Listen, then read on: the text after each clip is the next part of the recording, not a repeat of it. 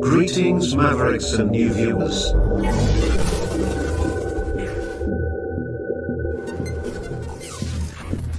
Tonight, direct and live, from the Maverick News Network, World Studios. This is Maverick News with Rick Walker.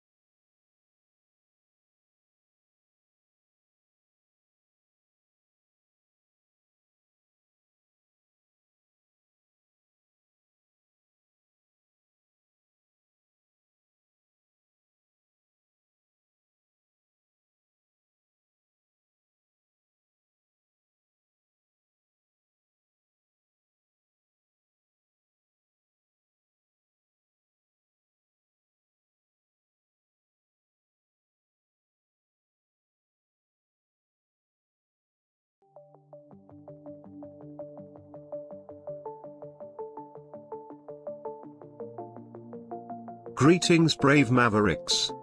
Our quest for truth continues. We go beyond fake news. Together we expose propaganda. Together we pull others out of rabbit holes. We are Maverick thinkers. We are all unique individuals, defenders of individual rights and freedoms, credible, trusted, grounded in reality. Maverick News, defending free speech, Donate at freedomreporters.com. Do it now. Tomorrow, maybe too late. Maverick News. The world is watching.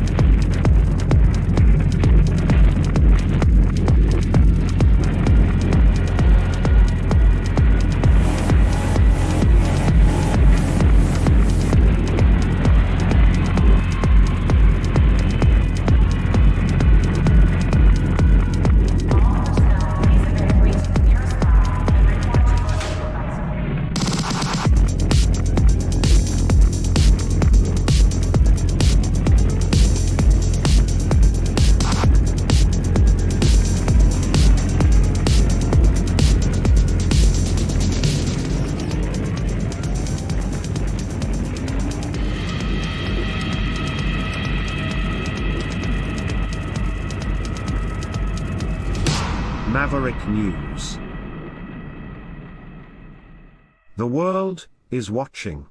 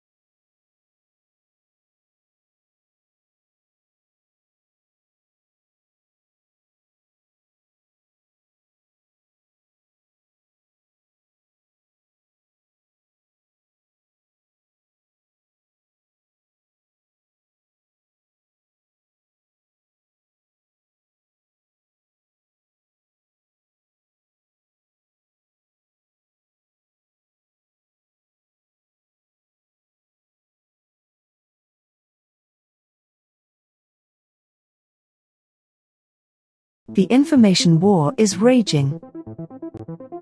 Truth without integrity is worth nothing. Maverick News.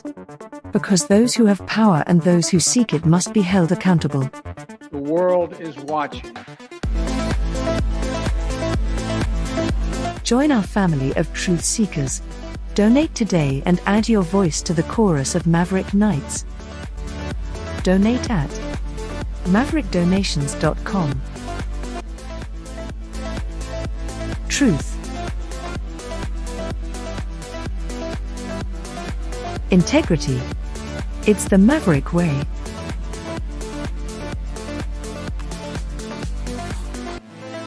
Maverick News. The world is watching.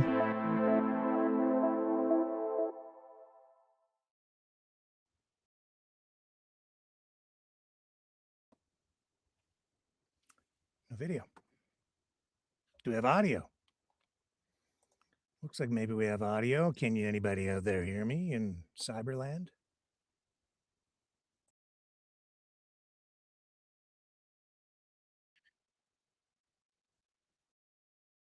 One moment.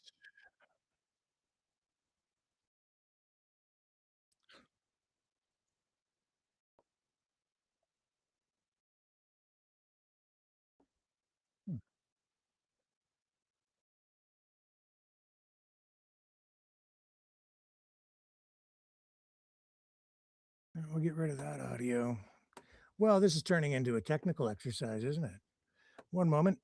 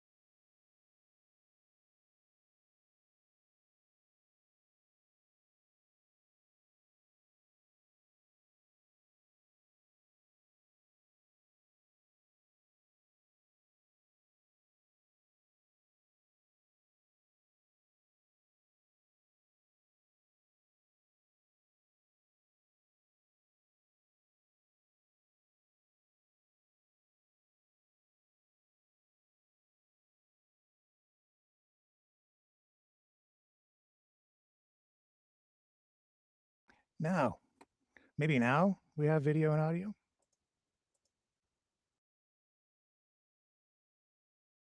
Can anybody hear me? Can anybody see me?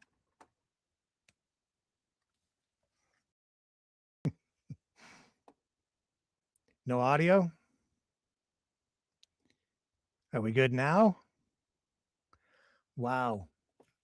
Okay. Troubleshooting on the fly. Okay, well, we'll go casual tonight.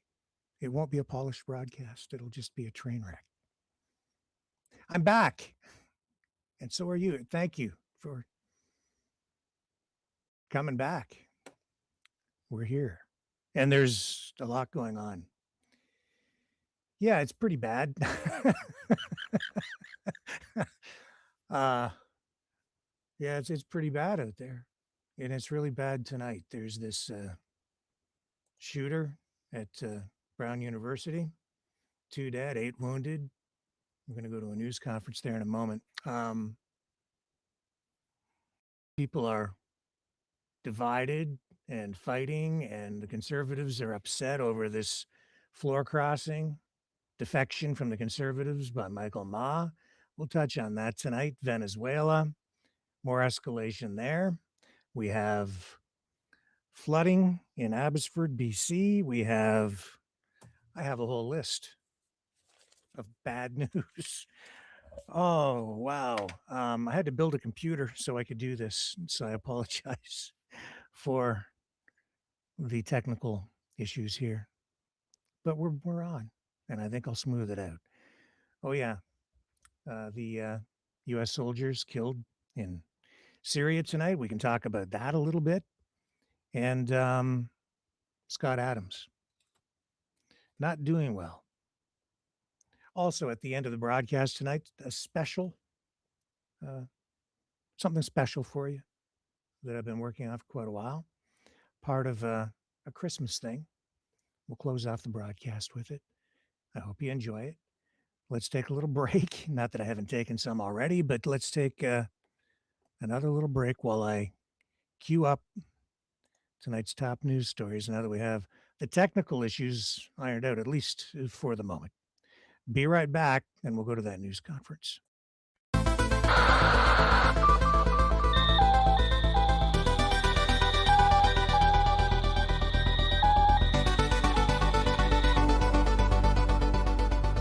Maverick News isn't just a news outlet, it's a community of truth seekers. Your donation at freedomreporters.com fuels our mission to report the stories that mainstream media won't touch. Thank you, Maverick family.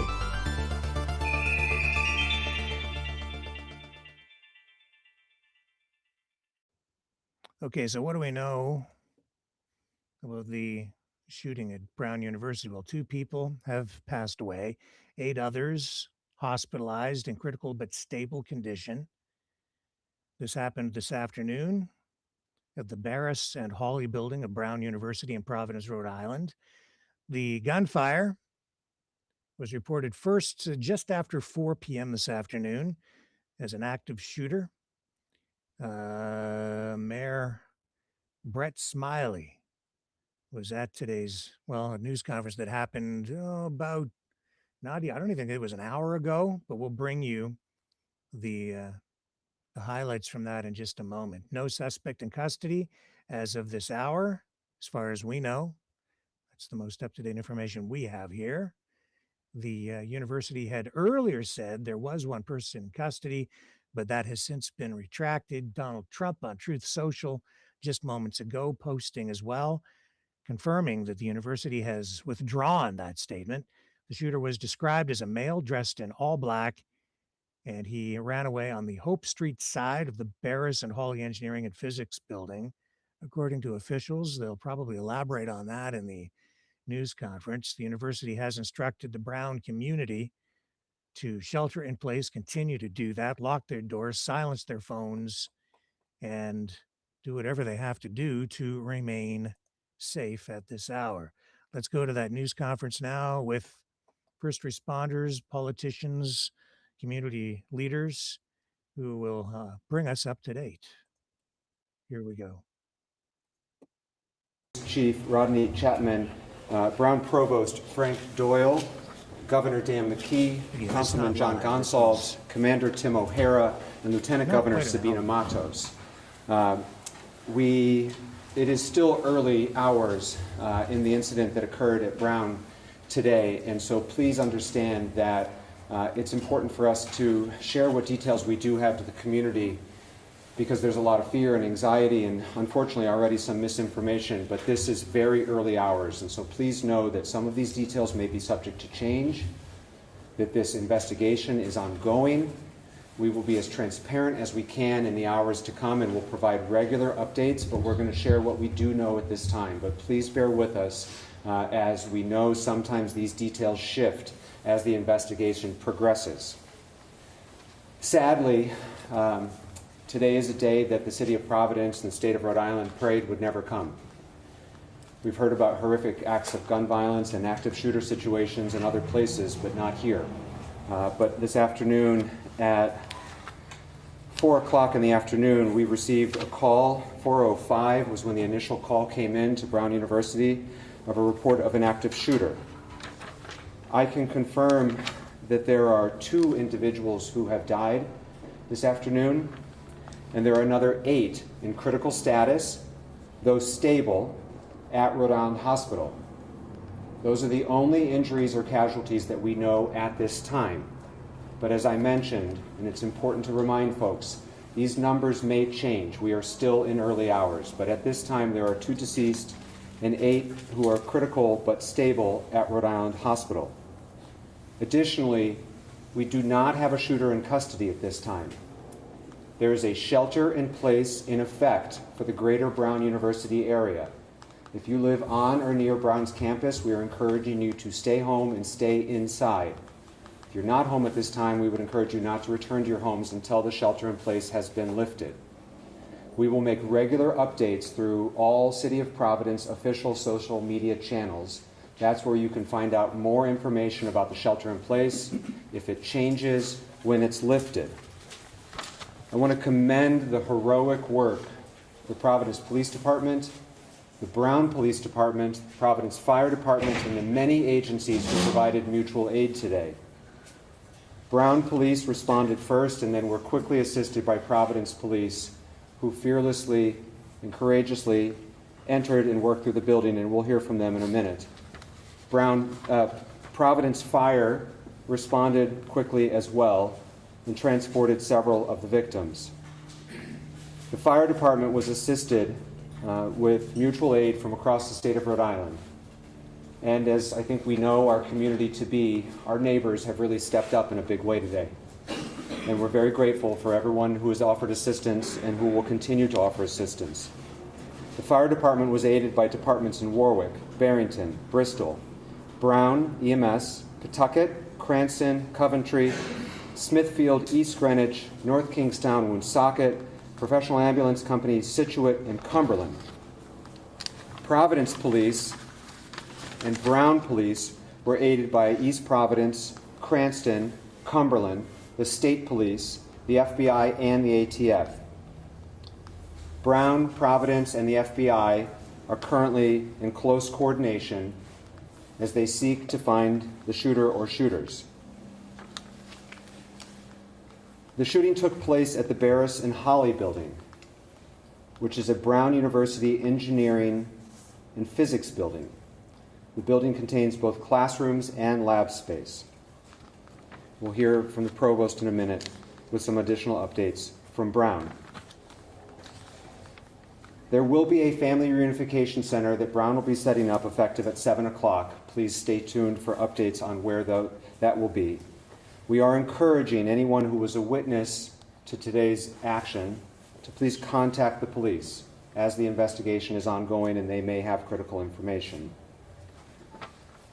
At this time, I'd like to introduce the governor of the state of Rhode Island, who was quick to call and offer assistance and has been in touch with our law enforcement, had the state police respond quickly, and has been a great partner to the city of Providence on this sad day. Governor McKee. Okay, Mayor. Yeah, so the unthinkable has happened, and I've been in touch, as the mayor said, to make sure that all the resources that we have, whether it's the EMA, our state police, Department of Health, which we've been in contact with as well, are responding in a way that is being helpful as possible. We've been in contact with the White House as well. Our office has been in contact with the White House. So we will bring all our resources to the table. I've been in touch with Governor Healy as well as other governors who have experienced the same tragedy. So our thoughts go out to those who have been impacted by this in any way, and we'll continue to provide the assistance to the authorities here in Providence as well as statewide, and continue to make sure that we are doing everything we can to help the families that are, that are suffering right now. Thank you, Governor. Now I'd like to introduce Chief Rodney Chapman from Brown PD. My name is Rodney Chapman. I'm Vice President for Brown University, Vice President of Public Safety and Emergency Management, and I serve as Chief of Police as well. As mentioned, and we will mention this several times, this is a very fluid situation and dynamically evolving. Needless to say, my primary concern is the safety and security of this community, and we are encouraging, if anyone has information about the tragic events that unfolded this afternoon, to please contact us and provide that information. At this moment, I do want to say and share that my profound thanks and appreciation for all of the first responders who have come to assist us and all that are gathered right now and speaking to continue this investigation, to include all of the City of Providence resources, state resources, and the federal government in terms of the FBI and ATF. Sir. Now, Commander Tim O'Hara from Providence Police. Good evening, Tim O'Hara, Deputy Chief of Providence Police. So earlier this afternoon, when we received a call for an active shooter inside a building inside Brown University, our officers responded, and as they're trained to do, entered that building immediately and began searching for a suspect. They did a systematic search of the building. However, no suspect was located at that time. They were able to clear that building and provide a safe place for all of students and faculty and workers that were in that building to meet at.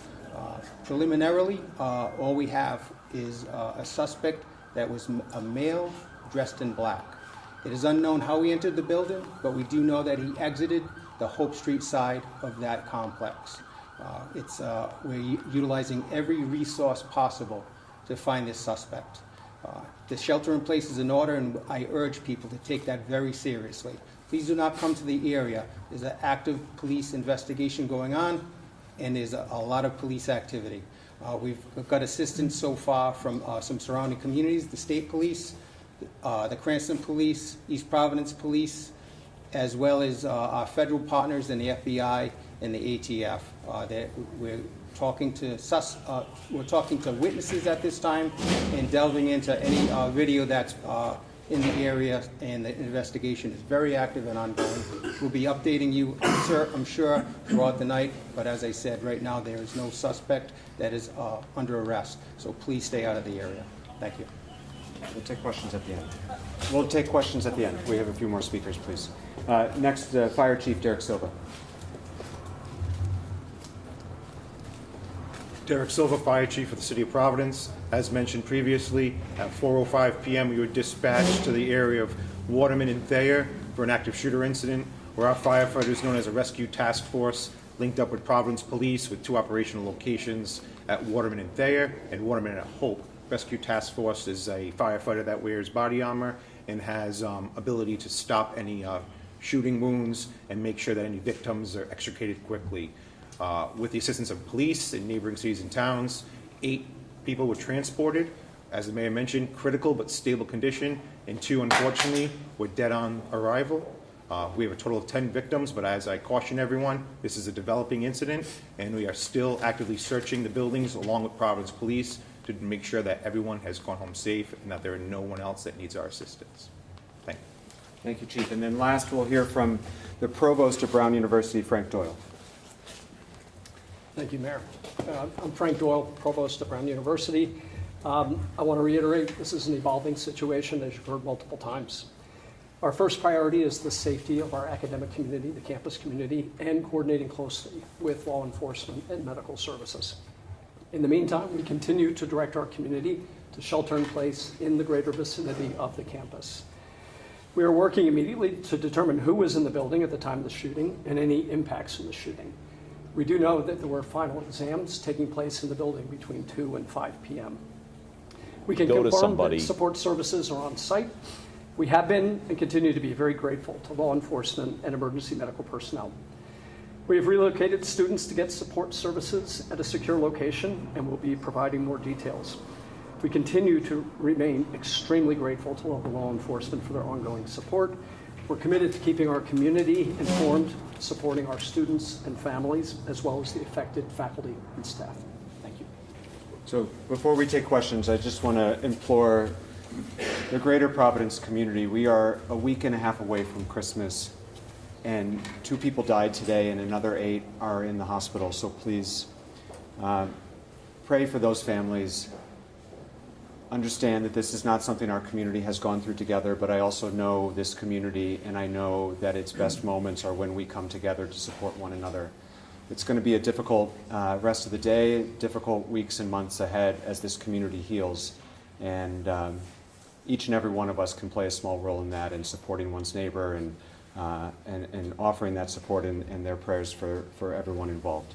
At this point, we'll be happy to take questions as we know them. What can you tell us about the victims, including whether they were all Brown University students? We cannot disclose any details about the victims at this time, whether they were students or not, or any other details. We will make those details available when they become available. We expect to be providing regular updates throughout the evening and in the days to come, and this is too early to be able to provide those details. Was there any advance warning that something like this might be happening? The first we learned about today was the 911 call that came in, but we had no other, I don't think, we had no other notice or threat indicators or anything like that.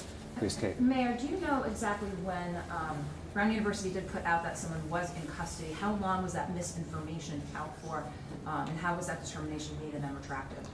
There was an individual who was preliminarily thought to be involved and was later determined to have no involvement, and that's why we can confirm that at this time there is nobody in custody. The length of that investigation or interrogation of that individual, I don't know. There's a weapon been recovered? Commander? No weapons have been recovered. Do you know what weapon was used? We just know that it was a firearm. What type of firearm, we're unaware of. Mayor, Brown University police armed? Yes, we are. Commander, do you need a pass to get into that building, or could someone just get in off the street? I'm unaware of how the security of that building works. So, most of our buildings after hours are card swipe, but since there was a final exam, there was probably a lot of traffic in and out of that building. And where did it happen in the building? Did this take place inside where the exam was going on? We're still verifying everything. So we look at everything right now as all part of the crime scene. Well, were the victims found like in a hallway, or were they in a classroom? So we're unable to share that at this time. Commander, can you say if there have been any confirmed shots fired since the 405 shots? There was a call that came over for shots fired in the area of Governor Street, but that was unconfirmed and unfounded. So as far as we know, the gunman has not been seen since around the 4 o'clock hour. That's correct. The last time that we know that he's been seen was when somebody saw him leaving the building on the Hope Street side of the building. Okay, so we're going to... I don't have any more information about his... Commander, pull out of this. Commander, could you repeat how the individual... We do have other material tonight from this. We have mother of a student at Brown University talking about her exchange with her son. I believe this was on CBS. So we'll go to that.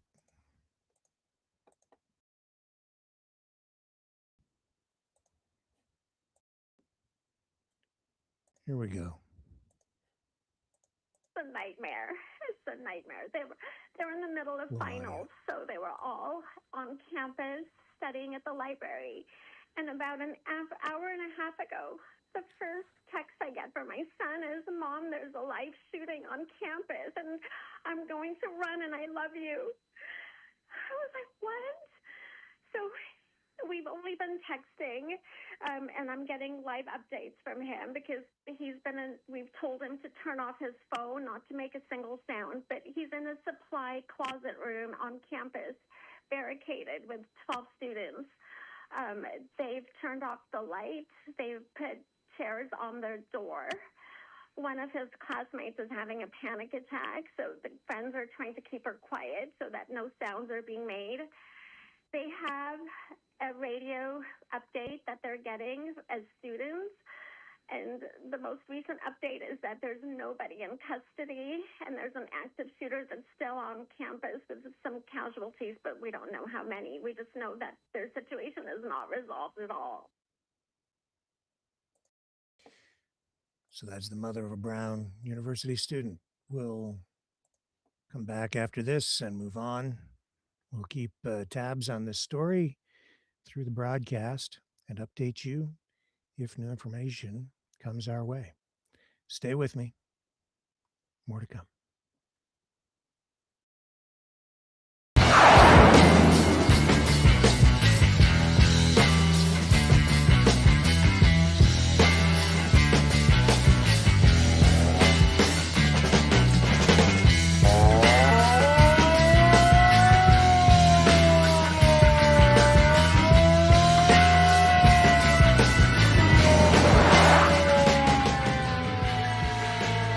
Maverick News. Fighting for freedom. One other clip of a student on campus describing the chaos as this shooting at Brown University unfolded. We'll share that with you before we move to the next story. Take shelter, anything like that? Yeah, so we were all waiting around.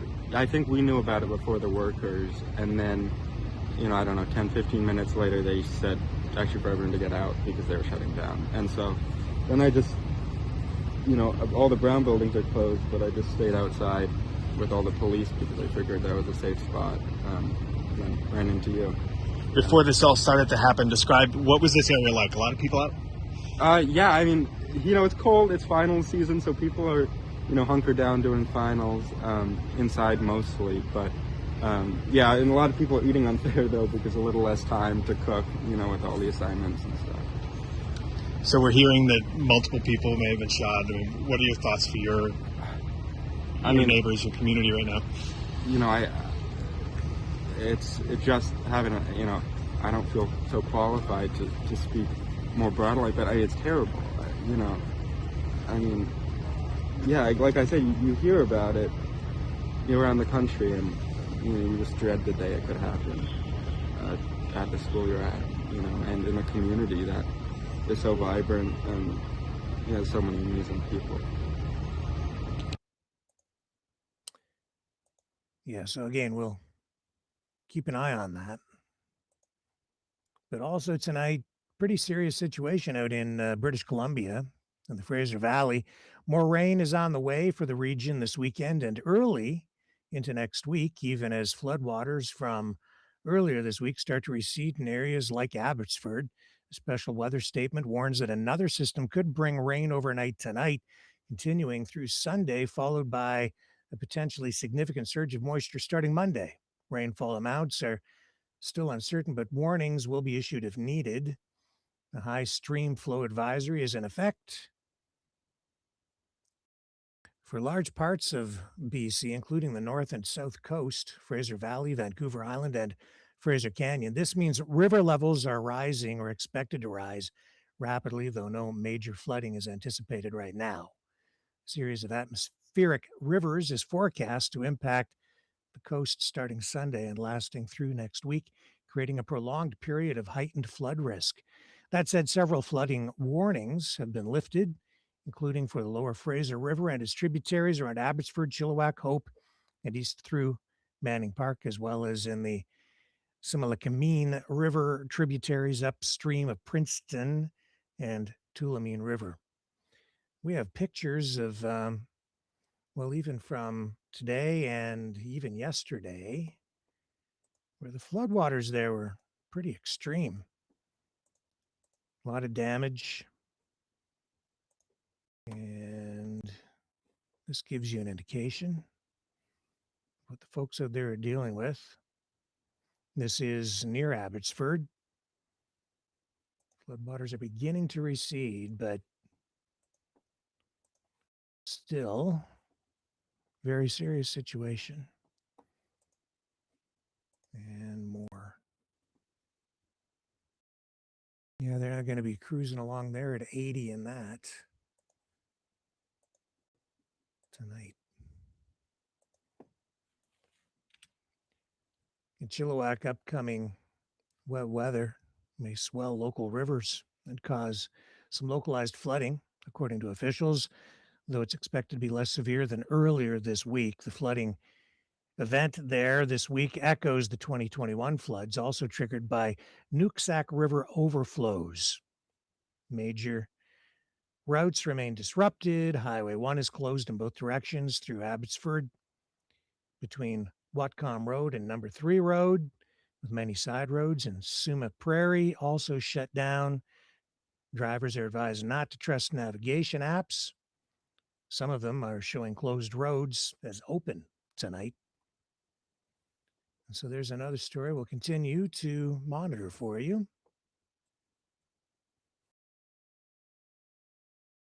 Now, the situation in Syria is evolving and escalating, where we have U.S. troops ambushed in Syria. Yeah, there is still a war going on there, and President Trump is presiding over it as the peace president. 2 U.S. service members, 1 U.S. civilian, an interpreter contractor were killed, 3 American soldiers wounded in this ambush in Syria. U.S. troops there did return fire. One of the attackers, we're told, was killed. No indication yet on if there were any additional ISIS personnel involved in this ambush, but the entire area is now on lockdown. U.S. troops and allied fighters have been rushed in while U.S. aircraft continue circling overhead for the ongoing counter-ISIS mission, which is coming. And we'll go to Truth Social to show you what Donald Trump has posted with regard to this. And here it is. He says, "We mourn the loss of 3 great American patriots in Syria. 2 soldiers, 1 civilian interpreter. Likewise, we pray for the 3 injured soldiers who it has just been confirmed are doing well. This was an ISIS attack against the U.S. and Syria in a very dangerous part of Syria that is not fully controlled by them. The president of Syria is extremely angry and disturbed by this attack. There will be very serious retaliation. Thank you for your attention to this matter." What form that retaliation might take, we don't know. There's another story we'll continue to monitor as the world turns. Take another short break. Be right back. More to come.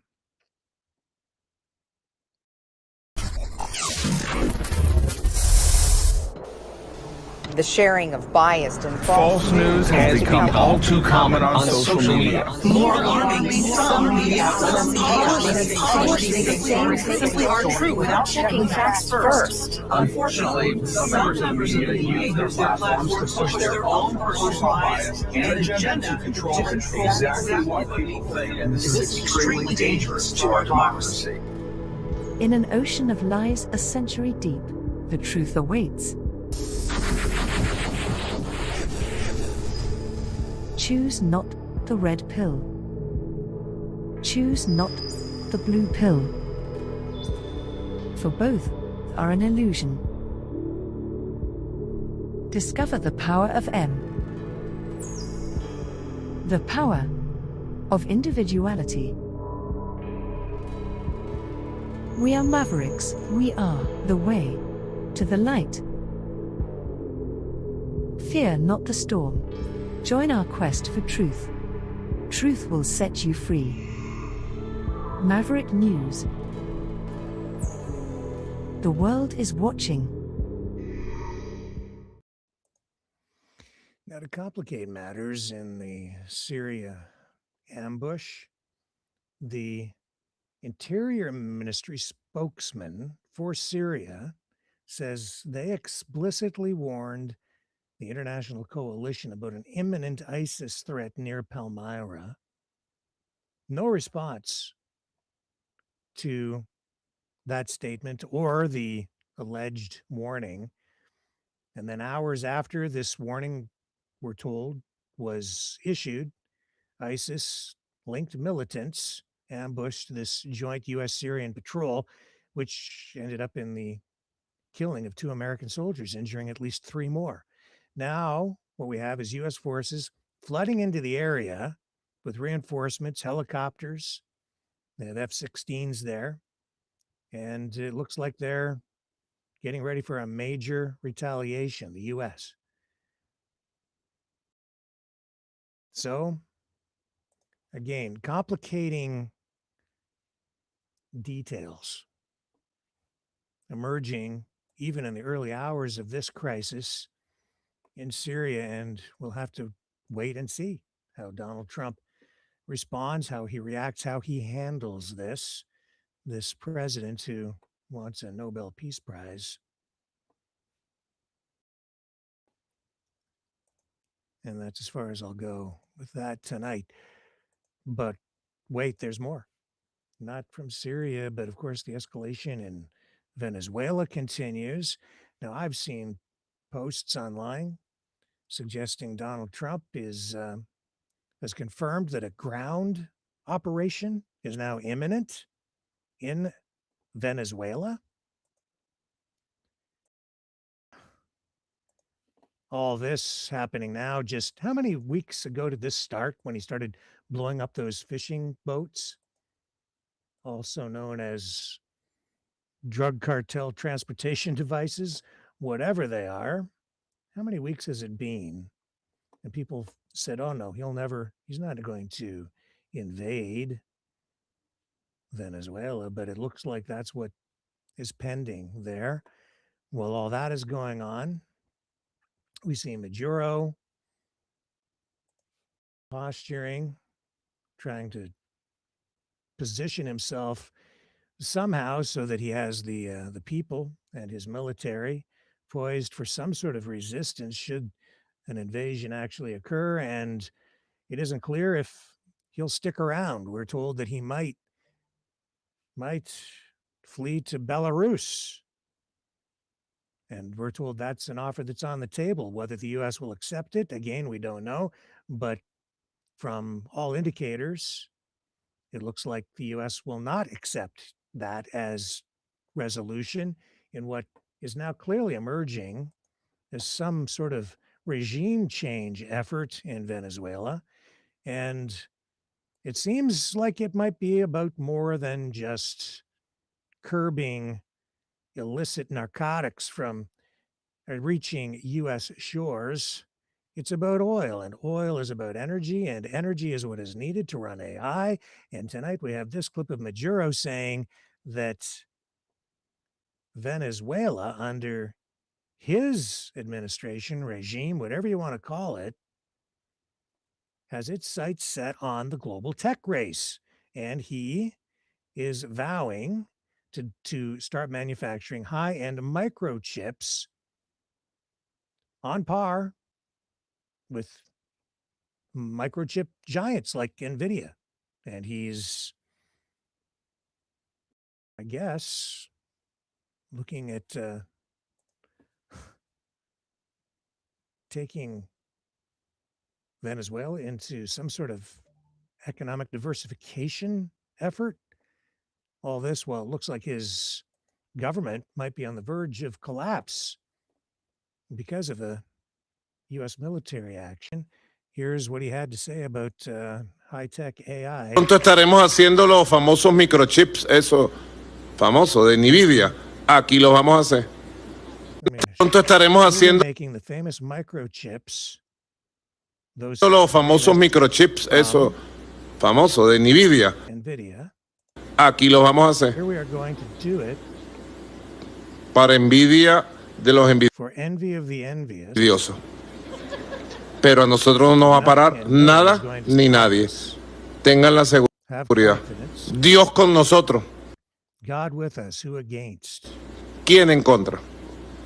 Con Dios, con la fe y con la ciencia, somos With God, with faith, and with science, we are indestructible. indestructibles. Somos We are invincible for the path of peace, of happiness. invencibles.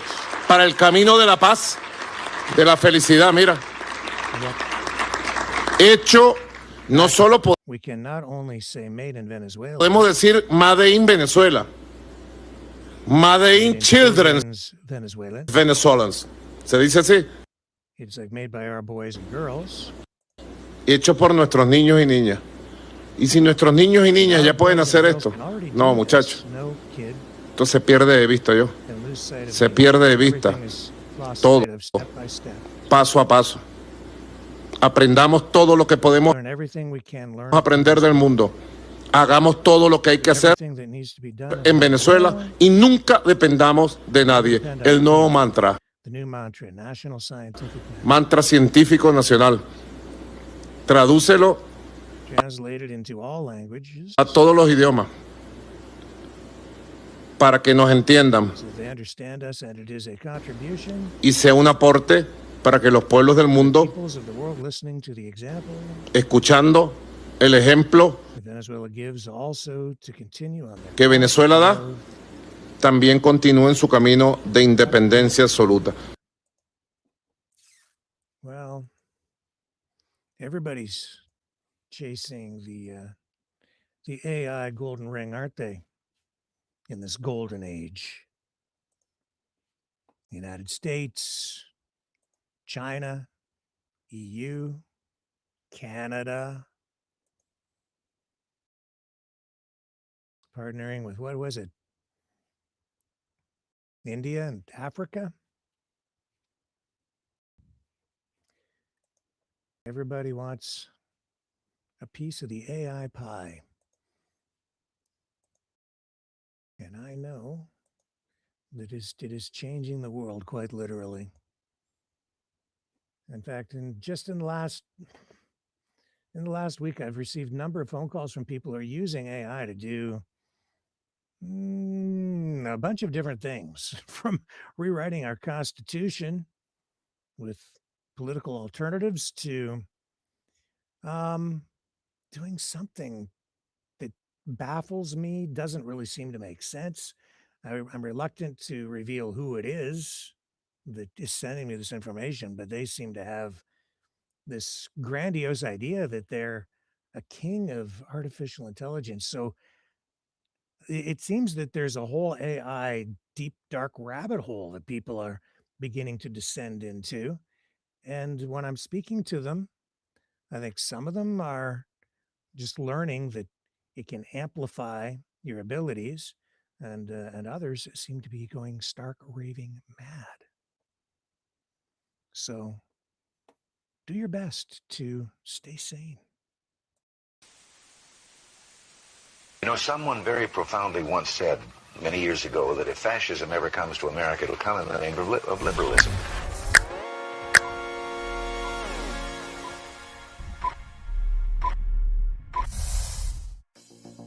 Well, I think it's time we ask ourselves if we still know the freedoms that were intended for us by the Founding Fathers. If we lose freedom here, there's no place to escape to. This is the last stand on earth. The entire world is watching. Every dictator, every crazy dictator in the world is watching.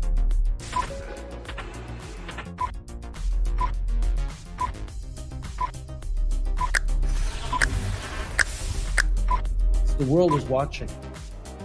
On TV, the entire world is watching. On social media. But the entire world is watching, and yes, they are seeing what we have apparently bravely been willing to say that others are thinking. Stand for freedom. Literally stand for freedom. Let's get this done. The entire world is watching. We're at war with the most dangerous enemy that has ever faced mankind in his long climb from the swamp to the stars. Maverick News. Maverick News. Maverick News. Let me have more control of my own destiny. The world is watching.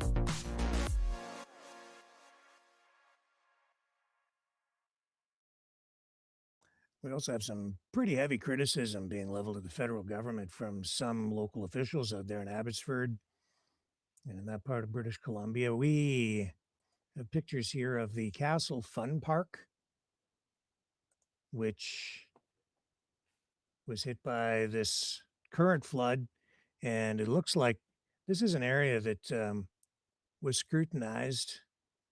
And I think there were promises made by the federal government back in 2021 when there was a previous flood. And it doesn't look like the steps that were promised back then to mitigate risk and maybe do things to prevent this from happening again were taken. And as a result, some people are not very happy. Here's some photos from that area where the damage still from 2021 is not actually fully repaired. So what are we, 4 years later, and they're still suffering out there from the last flood, and now we have another one.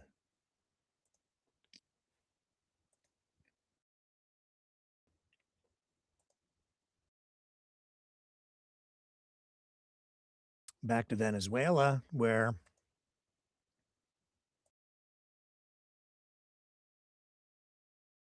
I originally, very early in this, I said, this is about regime change. This has very little, if anything, to do with drugs. Also, a lot of concerns from people about the way the drug interdiction is being handled, which is not to intercept or interdict anything. It's just to blow the boats out of the water and kill the people on board. We've seen that double tap that took place with the survivors and the controversy swirling still around that. Well, it looks like some people have a plan. Yeah, the plan. This is the winner of the Nobel Peace Prize. That's the prize that the president wants. Maria Corina Machado.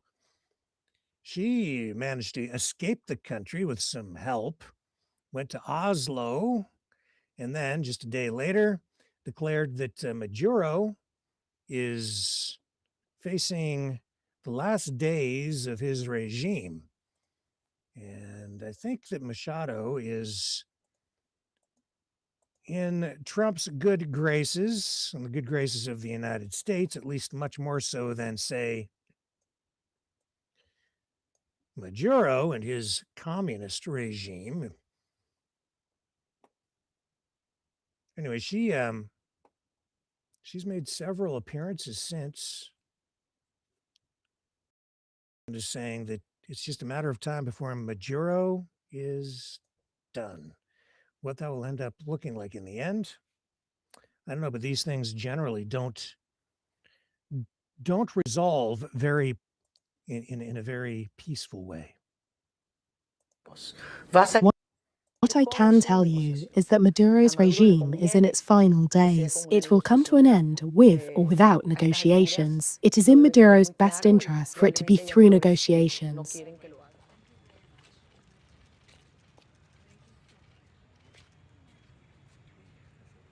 So this is actually what I can tell you is that she continues to make public statements just like that. And it just illustrates that what's going on there is not just happening. This is the result of somebody's plan, I would say. And certainly Donald Trump is in the loop. Here she is again. She is saying, in fact, that it is Donald Trump, it is the United States that is preparing for a transition of power already. And she says she is prepared to be the vice president. I guess it's nice to know the outcome of an election even before it happens. No solo la administración del presidente Trump, sino muchos otros gobiernos en América Latina y en Europa y en otras partes del mundo ya se están preparando para la transición que avanza a la democracia en Venezuela. Por muchas razones, una de ellas es precisamente la migración. Millones de venezolanos que se han visto obligados a dejar su país y que también ya se están preparando, haciendo sus maletas para volver.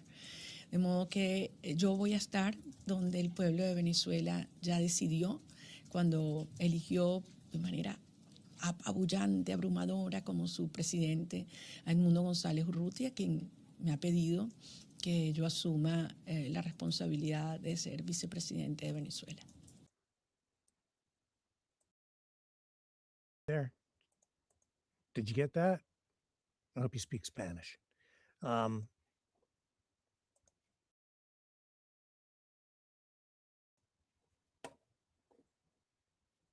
Told you. I told you so. What else can I say? And it's not over yet.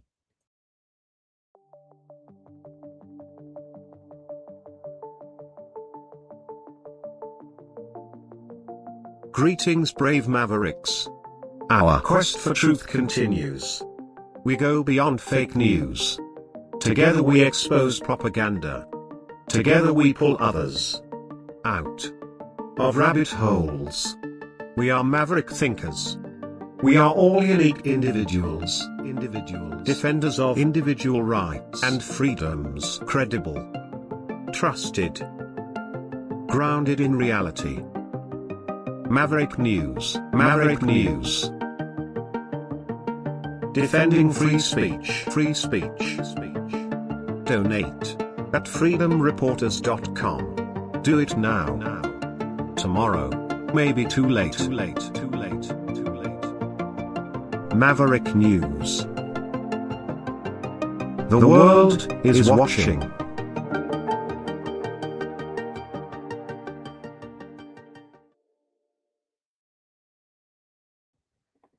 Yeah, and I still stand by my assessment, my opinion, which is backed up with evidence. And all you have to do is look at what is going on. I stand by my assessment that this situation in Venezuela is largely about oil. It's also about political ideology.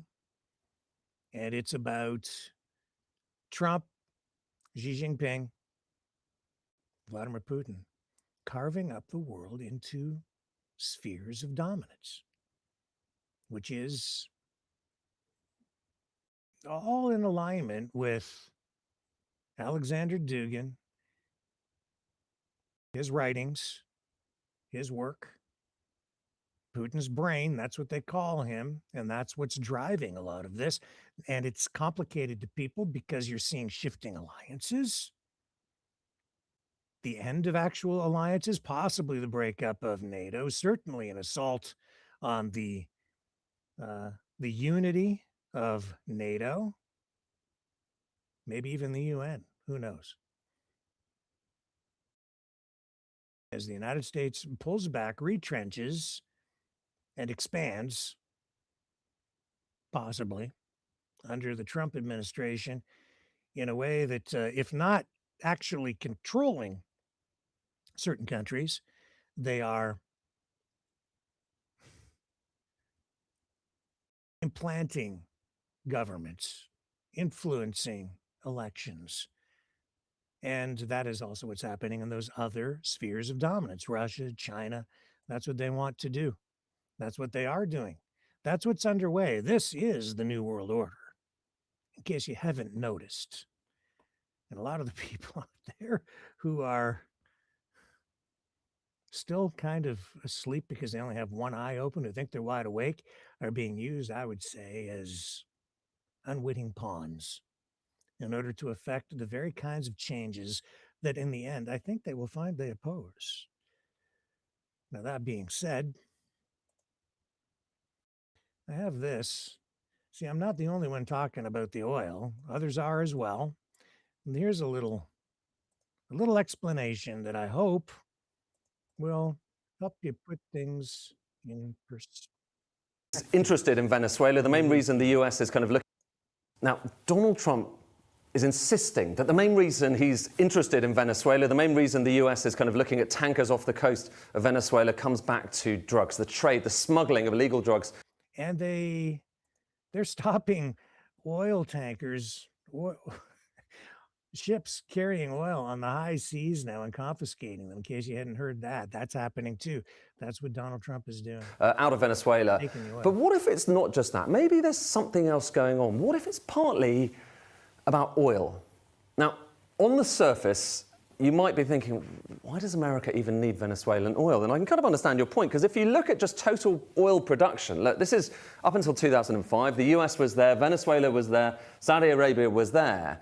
But as you probably know, since then, everything has changed. Look, American output has gone through the roof, way above Saudi Arabia, and Venezuela has gone basically to the floor. And that's kind of post-Chavez, Maduro. They're one of the minnows now, and I think 21st biggest producer in the world. So again, that question, why should America care? Well, in the US, that big rise is largely down to this. It's down to the shale revolution. So you've got fracking all around the US producing extraordinary amounts of crude oil. And here's where we get to the interesting bit. Because when you're thinking about crude oil, maybe you're just thinking about, well, look, barrels of oil. It's all the same, isn't it? Well, actually, no. So if you kind of look at crude oil, there are various different types of crude in different parts of the world. There's actually kind of various different ways you can categorize it. But one way you can look at it is look at the kind of density. So you're basically looking at how thick that crude is. And when I say thick, I mean literally how thick. This is showing you global production broken down by the density of that oil. And so you've got the kind of medium stuff. And this is probably, if you've got kind of image in your mind of what crude oil looks like, it's a bit like this, it's kind of black, but it's not too viscous, it flows around. But there's other stuff as well. So this is light crude. And it kind of almost looks like a smoothie, doesn't it? And that's the same stuff. This is still crude oil, but down to the kind of geological and the biological conditions in the ground when it was being formed, hundreds of millions of years ago, it comes out looking a bit different. And so that's light. You've also got heavy stuff. And it's kind of relatively small in global production. But this is gloopy, super viscous stuff. Heavy oil, so heavy, medium, light. Remember that.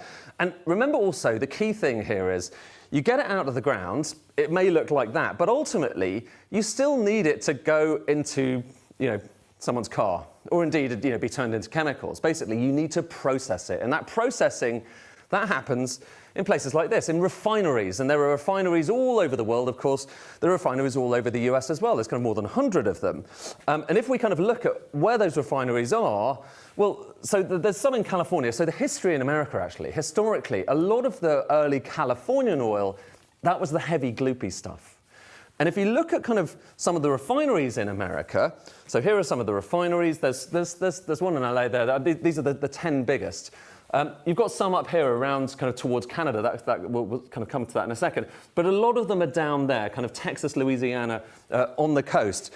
And here's the critical thing. These refineries are primarily set up for heavy oil, for taking that gloopy stuff and turning it into gasoline and all of the other different products. But here's where things get interesting. And remember that chart I showed you a moment ago, the one which showed kind of shale oil and how it kind of went through the roof? The oil that's generally produced with shale oil, the fracking oil, that comes out of the ground mostly in the light form. So it's the smoothie. It's sometimes actually even clear. It comes out of the ground clear rather than black. And that's the majority of American production right now. Shale oil tends to be light stuff. And actually, that's kind of going back 10 years. Look at where we are now. Look at those bars. In the last few years, the amount of light oil being produced in the US has gone up and up and up, and the amount of kind of heavy stuff has gone down. But back to those refineries. They need to be fed. If America's going to have gasoline, it needs to feed those refineries with heavy oil. So if you look at the kind of imports coming into America, in recent years, even though America is producing so much oil, more oil than it ever produced before, it still needs to suck in loads of oil from overseas. And the type of oil we're talking about, it used to be, it's mostly heavy crude. It used to be only 12%. So only 12% of imports were heavy, gloopy crude. Now, it's about 70%. So 70% of the oil coming into America, which it needs to basically keep its economy going, is heavy crude. And where does heavy crude come from? Well, here are some of the big countries where you find most of it. It's Canada and Venezuela. There's one other I'll come to in a second, which we'll come back to. But it's Canada and it's Venezuela where you get most of this heavy crude oil, which is why, about to think about where those refineries are, they're mostly set up, kind of, you've got some in the north there to get the heavy oil coming out of Canada, and you've got some around the kind of Louisiana and elsewhere and Texas to get that heavy oil that comes in from Venezuela. That was kind of the way they were set up. And it's really expensive to rebuild these things. You can't just chuck out a refinery very easily overnight. Some came from Mexico and the Gulf of Mexico as well, and that was pretty heavy too. So that's the picture in America. And the upshot is, even though America is producing more and more oil, the imports, this is showing you imports of oil into America, are still really high. And if you break down those imports by the country that stuff is coming from, well, there's Venezuela. And it used to be a decent slug, actually more coming from Venezuela just about than from Canada, just at the turn of the millennium. But now look at what's happened since. Right now, Canada has gone from 15% of all of the US imports of oil to 61%. 61%. And Venezuela is basically next to nothing. But here's what's tantalizing, and here's the reason I think that a lot of people are looking towards Venezuela and thinking, well, there's more to this than just drugs.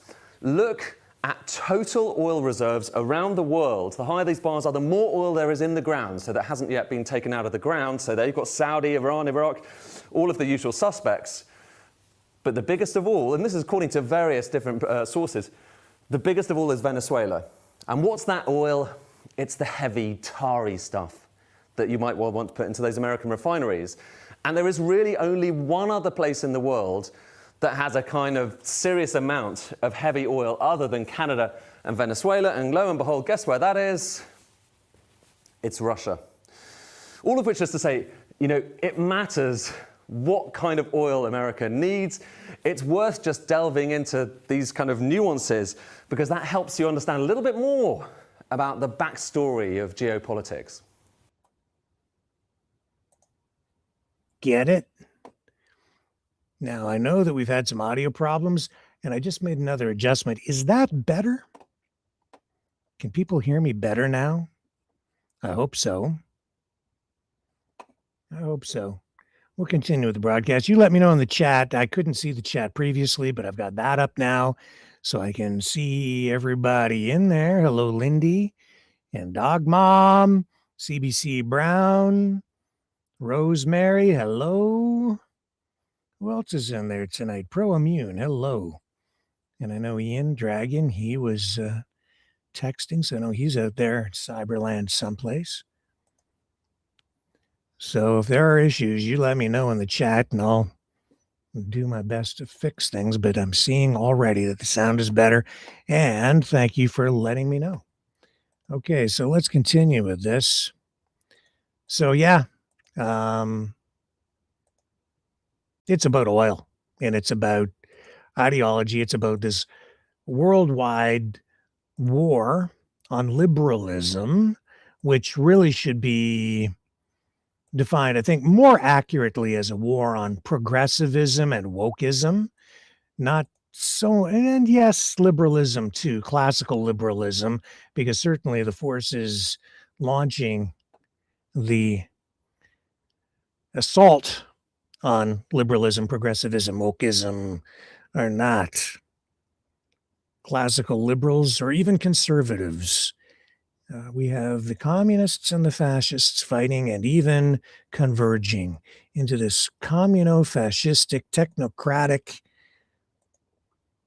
force that seeks to reshape the entire world and not in the not living up to the vision that we've had since certainly World War II of some sort of a liberal democracy spreading around the world. This is sort of a new thing, a new political ideology. Speaking of politics, what a weird week. It caught me by surprise when Michael Ma left the Conservative caucus to join the Liberals. How the heck did that happen? And then we saw that Michael Ma was at the conservative Christmas party, dancing, partying, carrying on after criticizing the liberals in the House of Commons.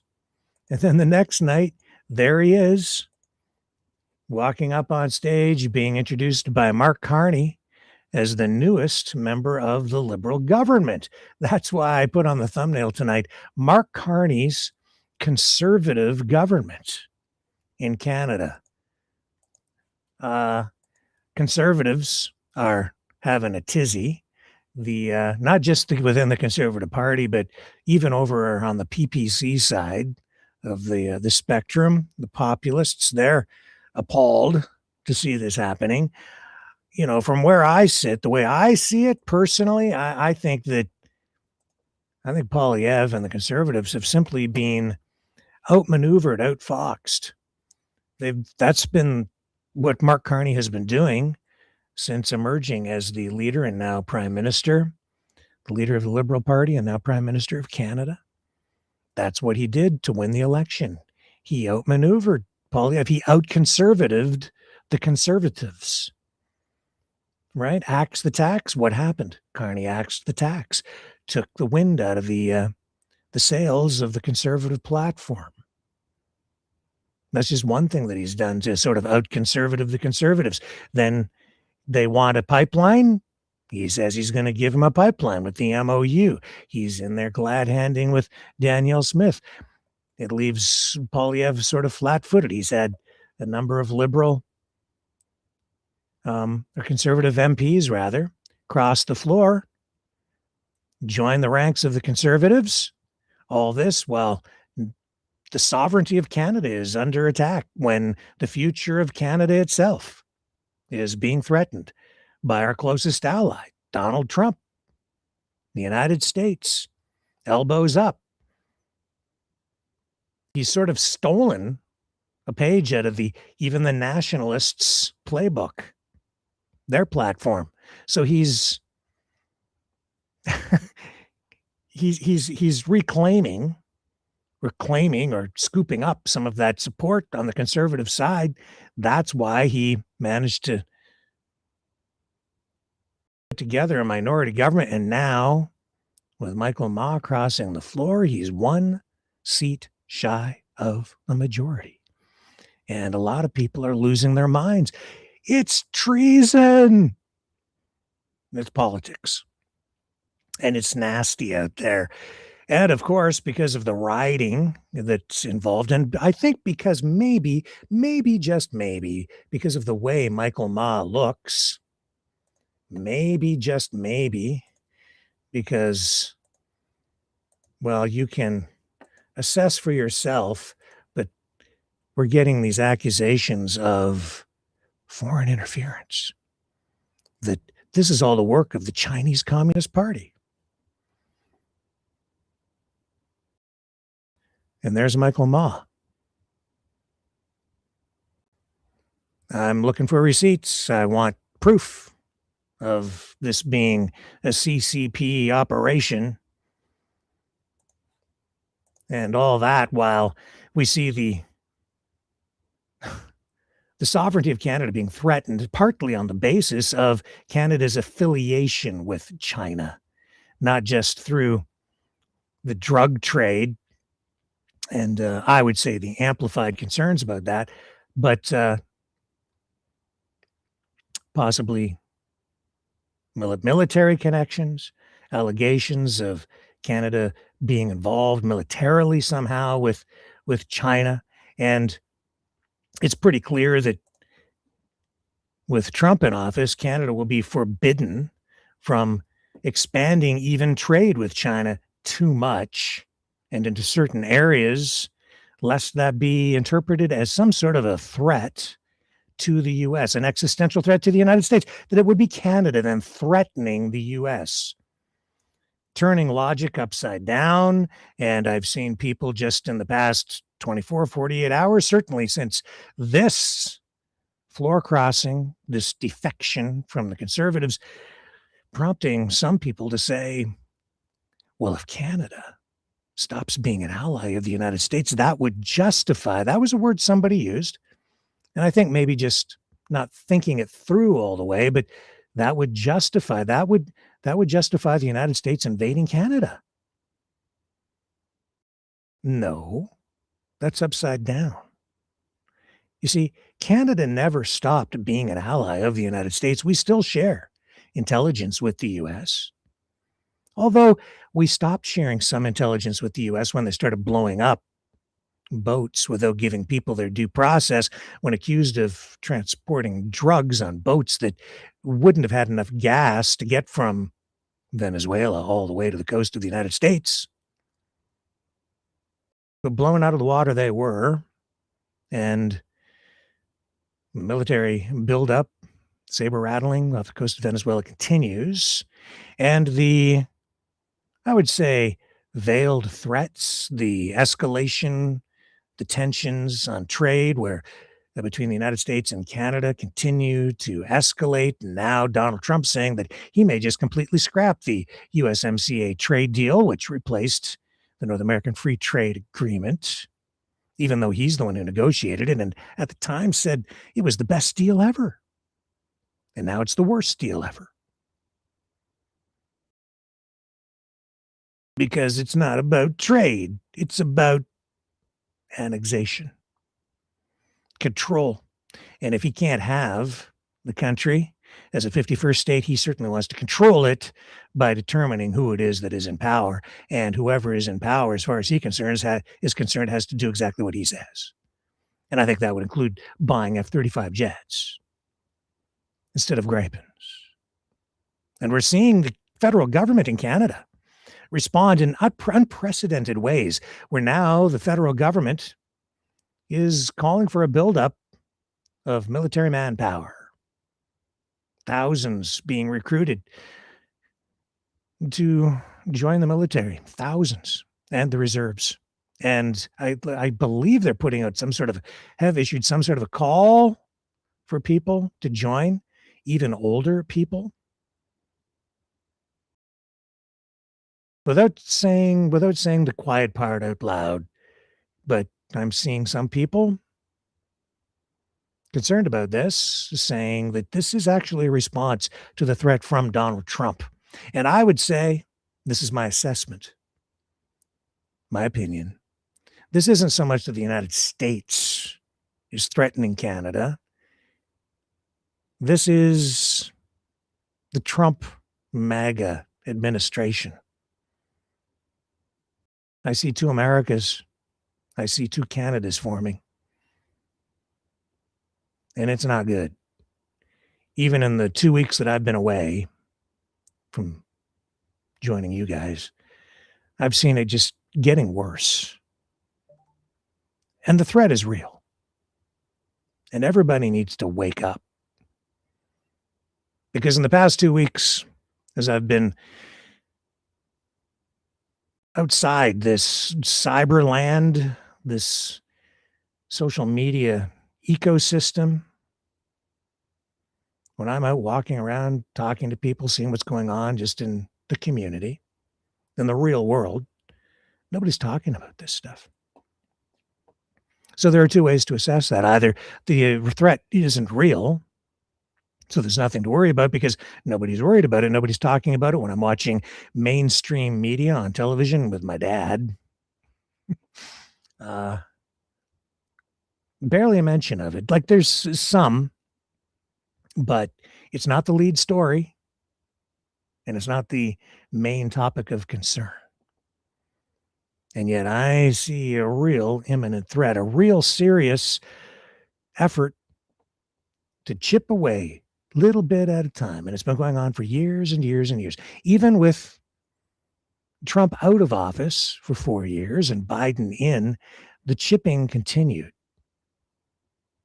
Not so much with the Biden administration and the actual U.S. government of the day, but from the MAGA shadow government that was being operated.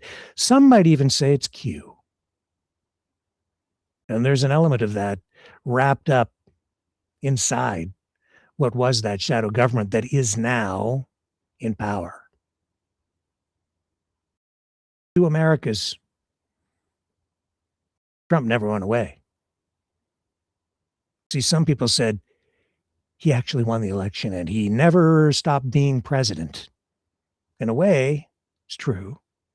He wasn't president, but he never went away.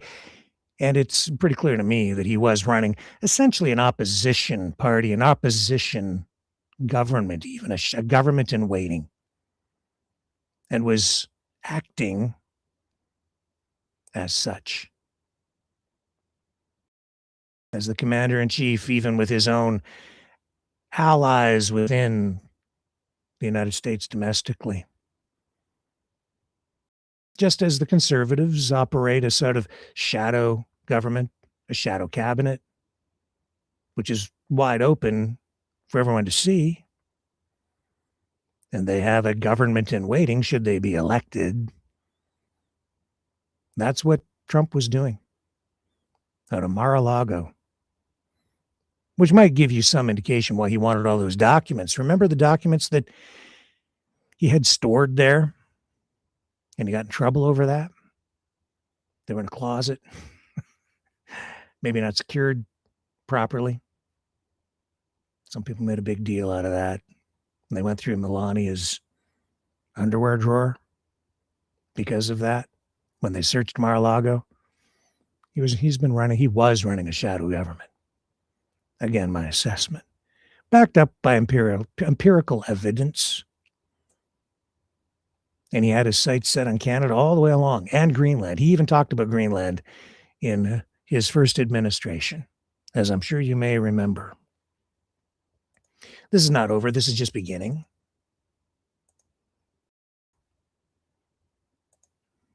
This is a convergence not just of communists and fascists. This is a convergence of political objectives, ideologies, communism, fascism, the technocrats, all coming together to oppose wokeism, progressivism, liberalism, and to enrich the already rich.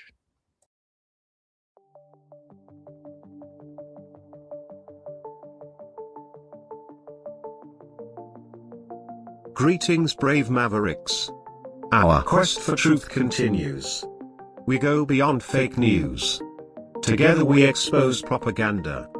Together we pull others out of rabbit holes. We are maverick thinkers. We are all unique individuals, defenders of individual rights and freedoms, credible, trusted, grounded in reality. Maverick News, Maverick News. Defending free speech, free speech. Donate at freedomreporters.com. Do it now. Tomorrow may be too late. Maverick News. The world is watching.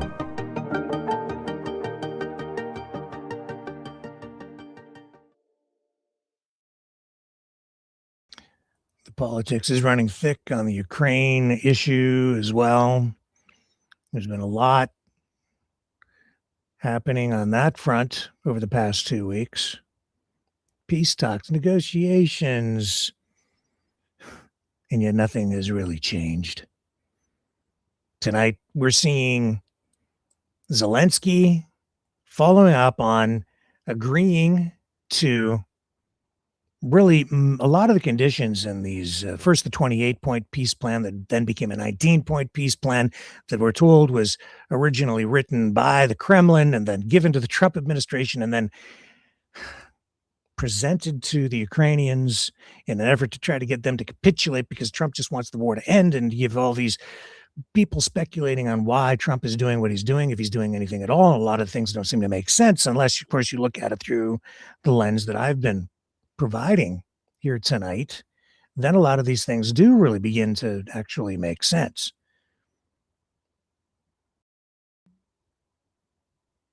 But it hasn't changed anything. It's going around and around in circles because the EU is not giving up. NATO countries are not giving up. They're just pivoting away from Trump in a way that they hope won't piss him off too much so that he becomes an outright enemy of NATO and the EU and their countries. They want to keep the United States as an ally as it disengages and looks to do more trade, more business with Russia because Trump's oligarch friends are looking to make some serious cash. And so Zelensky tonight saying he might actually be open to having some sort of an election, even though it would be unconstitutional. And so a lot of that, I think, is just strategy. Not really. I don't know if it's really sincere. I don't think he really means it or wants that to happen, but he's agreeing to it. You know why he's doing it? Because as he agrees over and over again to these peace proposals, he can't be criticized. Trump says, well, Zelensky seems to want peace. And Putin, even as they presented the 28-point plan, we're told, and it appears that is the case, which was a pro-Russian peace plan. Even as that was presented, Russia wasn't prepared to accept it anyway. And then the rhetoric, the propaganda. It's so important. It is a weapon. It is one of the main battlefronts, if not the main battlefront, aside from the kinetic war where people are dying by the thousands every week, every day.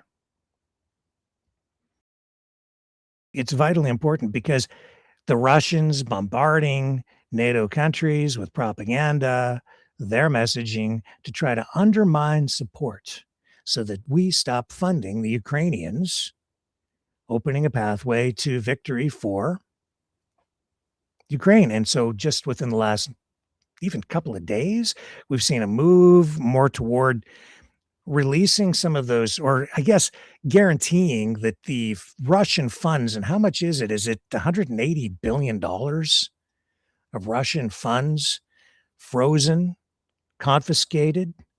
And we're told that that now is earmarked for Ukraine.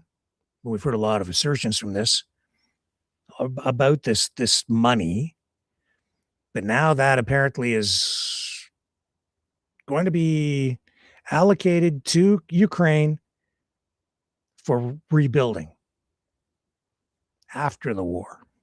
But there's going to be ongoing pressure in order to have those funds released prior to that so that they can use it to continue to fund the war, especially as the United States under Trump continues to try to pivot away. But we have seen drones and actual air assaults of sorts being tested and flown into NATO countries by Russia. This is not over. And anybody that's telling you all that has to happen is for Ukraine to give up, and then it's all going to be fine, and they'll just be absorbed into Russia, that will end everything, that'll be the end of it, give your head a shake. No, it's not. This is just the beginning. And if Ukraine falls, and the Russian rhetoric right now is such that they're telling people Ukraine is about to collapse. It is true. I'm certain it's true that they are having problems with defections because morale, especially in the contested areas that are contested through these pending and ongoing unfruitful negotiations, those areas are becoming increasingly difficult to keep the Ukrainian soldiers motivated because they feel like they're being betrayed through the negotiations, that they're fighting for areas of Ukraine that they feel are about to be given away anyway. And they're being asked to put their lives on the line. And so Zelensky made a trip up to the front lines over the past 24 hours to make an appearance online to say, here I am. This is a city that the Russians claim they've taken, that they control, and in reality, they haven't. We're still here, and I'm standing right here on the edge of the city. And that's just within the last 24 hours. He is trying to counter the Russian information warfare campaign with his own social media and Ukrainian mainstream media counter posts in order to keep people motivated and keep the troops on the front lines and not defecting. It is, I know from listening to a number of reports on the Ukrainian side confirming that defections are a problem. I think the Russians are having some problems with defections too because they are losing a lot of soldiers. Is Ukraine on the verge of collapse? Very difficult to know because we are on the fog of war. The Russians want us to believe that so that we no longer support the war effort there, because who wants to back a losing horse? And yet we've heard that same kind of rhetoric from day one, that this whole thing was supposed to be over in a matter of days or weeks. And here we are, years later. And Ukraine still fighting. And when you talk to the people over there, as we have here on Maverick News, they're not giving up because they don't think they have a choice. Not if they actually want a country. And if Russia does take the country, the killing won't stop. They're not just going to, it's not just going to be all is forgiven. It'll get messy for quite a while. Pray for peace.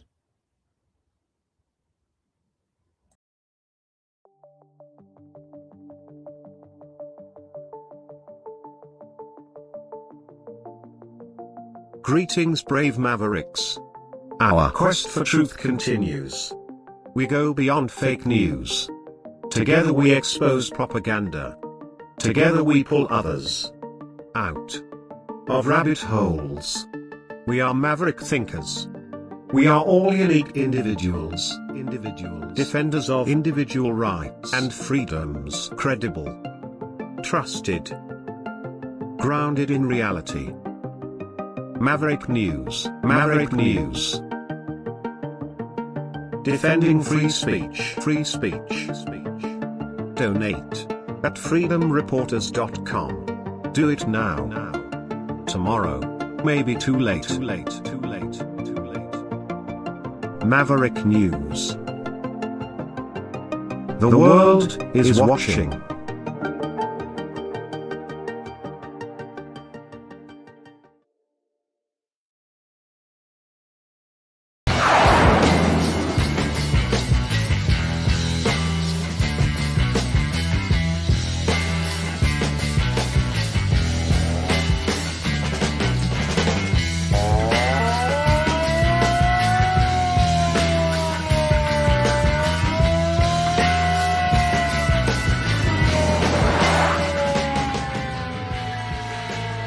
Maverick News. Fighting for freedom.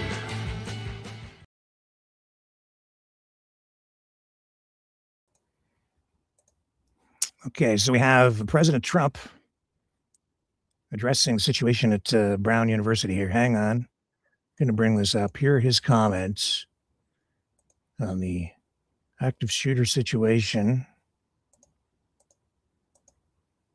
That's just moments ago.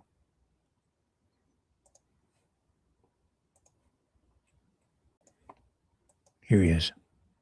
I've been fully briefed on the Brown University situation, what a terrible thing it is. All we can do right now is pray for the victims and for those that were very badly hurt, it looks like. And we'll inform you later as to what's happening. But it's a shame. It's a suspect in custody, Mr. Venezuela.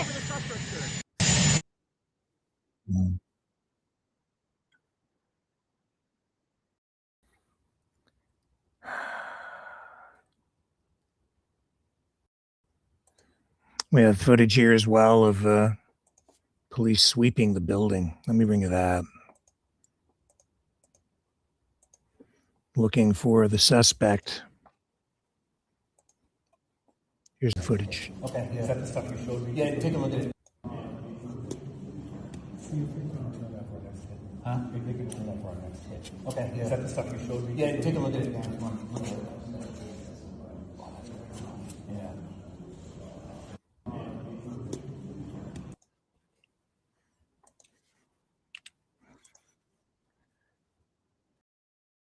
Man.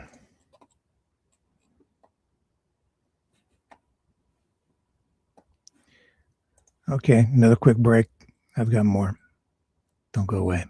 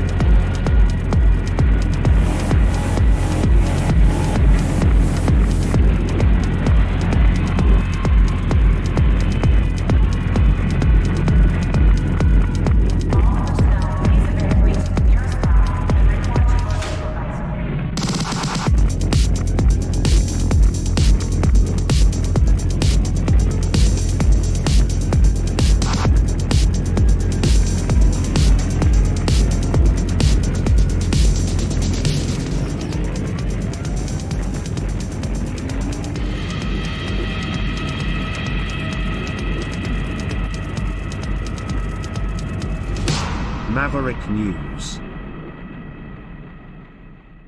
The world is watching. And what would a Maverick News broadcast be without some mention of those crazy ostriches, which have now been called? But that story continues.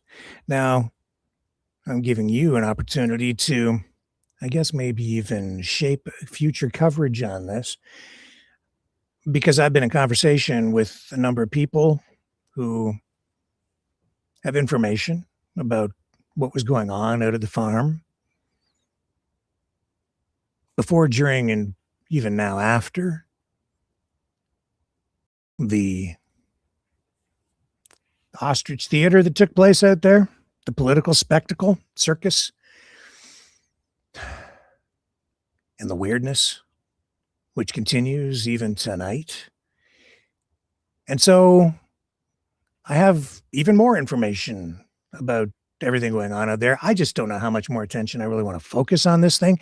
But we do have some people, I think, with information that might be of value to people, to you, to the Maverick family, and to the public in general, as this story continues to unfold in the most unusual and bizarre ways. This story of ostriches originally being selectively bred for maximum meat output so they could sell these things as food, and then pivoting to apparently COVID research during the pandemic in order to sell eggs to researchers so they could study the antibodies produced inside the eggs after being injected with COVID antigens in an open air biolab, which is what the farm was turned into. And now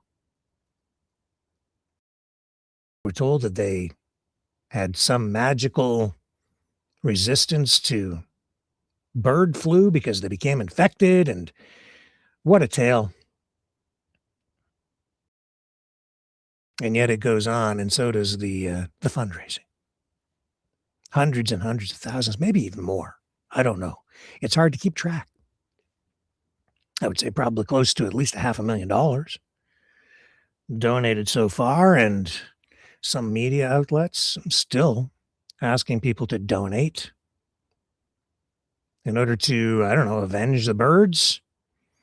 I know that was one word that was used for a while, but at least one of the media outlets or streamers, streaming organizations and news organizations that continues to ask people for money because of the ostriches, which are now dead, unless they're not, which wouldn't be entirely out of step with the bizarre nature of every other development and element of this story that has emerged over time. My question to you is, do you want me to bring some more people on to talk about this? Because I have some people lined up who do say that they have more to share, information that you probably haven't heard before. And some of it is coming out even tonight. Some of which I knew, some of which I didn't. And I don't know if you were aware, but there are allegations that the farm was taking blood from some of the protesters, supporters out of the farm to be tested, which seems inconsistent with what their story should be. If they say the birds were no longer infected, why would they want blood samples from the protesters? And yet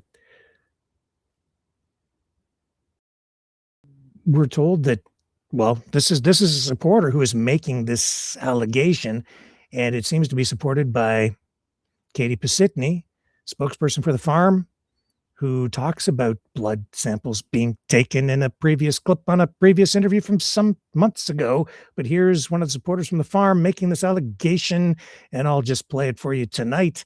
And the only reason I'm doing that is because I wouldn't normally just run something that somebody just says or makes an allegation without some sort of proof, but I've spoken to other supporters from the farm who have also said the same thing. And then we've got this clip of Katie Pisitny saying something to this effect as well. So I'll play you the clip. This is weird. This is a really hard video to make because I don't even have words to describe how angry I am right now. I just got done watching a live, and a lady named Julie, who was at the ostrich farm, was talking about how they did in fact test the ostriches and that there was a camper where the samples were hidden. But she said some even more concerning stuff, that she was one of many supporters that had their blood tested. Not by a professional, but by Karen. She talked about one of the supporters being jabbed over 20 times so they could get a sample to secretly send away. There's been infections there. There's been people hospitalized, and there's been even 2 deaths. One of them, which was described as blood poisoning. I really hope that this conversation wasn't just for the internet, and that this has went to the police. If it hasn't, I hope enough of you share this that it ends up in the police's hands. I'm not sure what crime would have been committed by taking blood samples, if any crime at all. And I would normally say, prove it, except that we also already have this circulating online again. And this is from May 12th of this year. Katie Pisitny telling Shadow Davis that they took blood samples at the kitchen table at the farm. I don't watch Shadow Davis. We've all had our blood tested, just like me, and I'm not in with them. We're not under quarantine. It was quite the sight, Shadow. It was pretty funny. We're sitting at the table and we're taking our blood and we're sending it to a scientist, and came back positive for our strain of H5N1 of exposure. They have medical supplies there for the ostriches. And Katie decided they were going to take blood samples from a bunch of the people that were there. So she started with the lady that works in the kitchen all the time, who's still there. It took Katie 20 tries to get blood from the lady in the kitchen, but she took her blood. And I heard about it and I'm like, what the heck? Why not? Yeah. But you're not touching me. And there was a former nurse there. So I had this nice elderly former nurse who was properly trained, get out the alcohol swabs and to clean everything, and took my blood as well. They took blood from about 5 of us right there in their kitchen. Well, I'd stepped out onto the back porch because it was getting chaotic, but they did take our blood and they said they were going to send it off to see if we had antibodies. Was there any other animals or anything, Julie, that they took blood from? Yeah, that as well. That's a whole story though. To make it quick and short, one night I was walking back from the house and Katie pulled up in her Escalade and said, hey, I got something I need stored. And I was like, what? What's going on? She's like, yeah, we tested the birds. She's like, we've got the blood samples, but if the CFIA shows up like tonight, they're going to raid the house. So whenever they come, they're going to raid the house. So we can't have it in the house. And at the time, I'm an outside the box kind of girl. And I was like, oh, okay. And I said, well, you can stick it in my trailer if you want. We'll put it in the bathroom underneath my sink. No one's going to go through everyone's motorhomes. So yeah, they tested the birds when they were not supposed to in May. They had samples and they were being taken to the post office the next day. Yeah, see, they're not supposed to test those birds because they were under court order not to do that. And people don't understand why.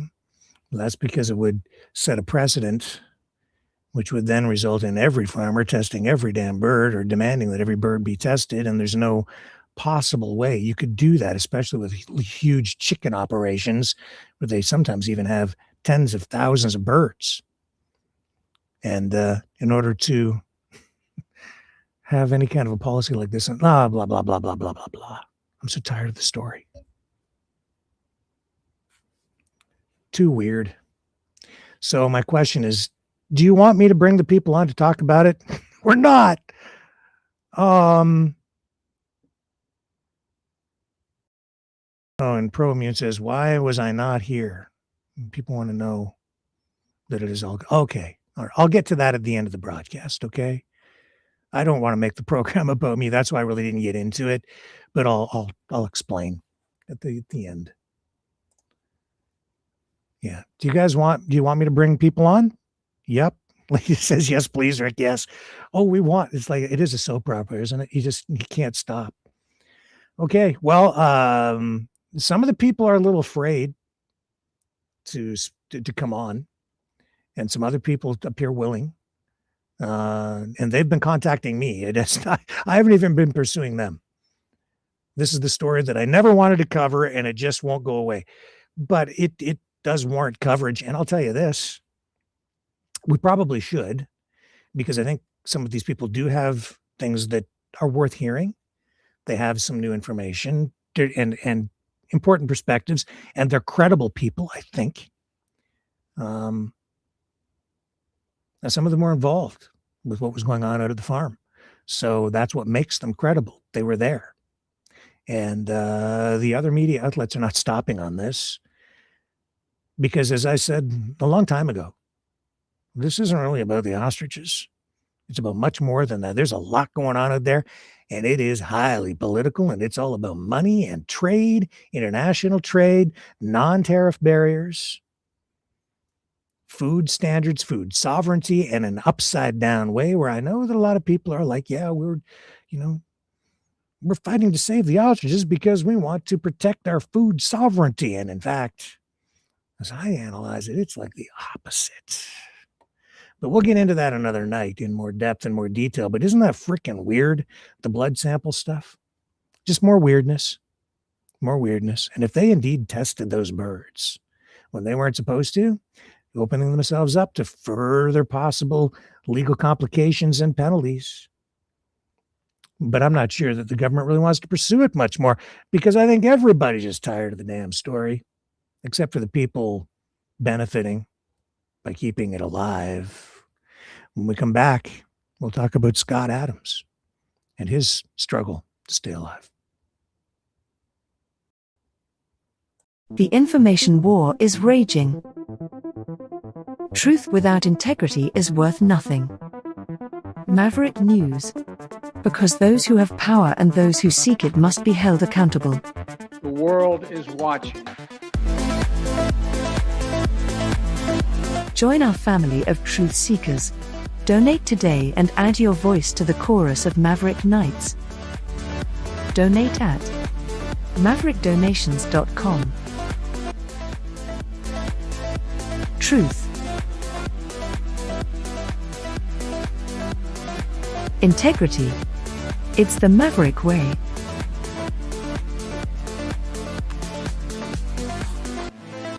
Maverick News. The world is watching.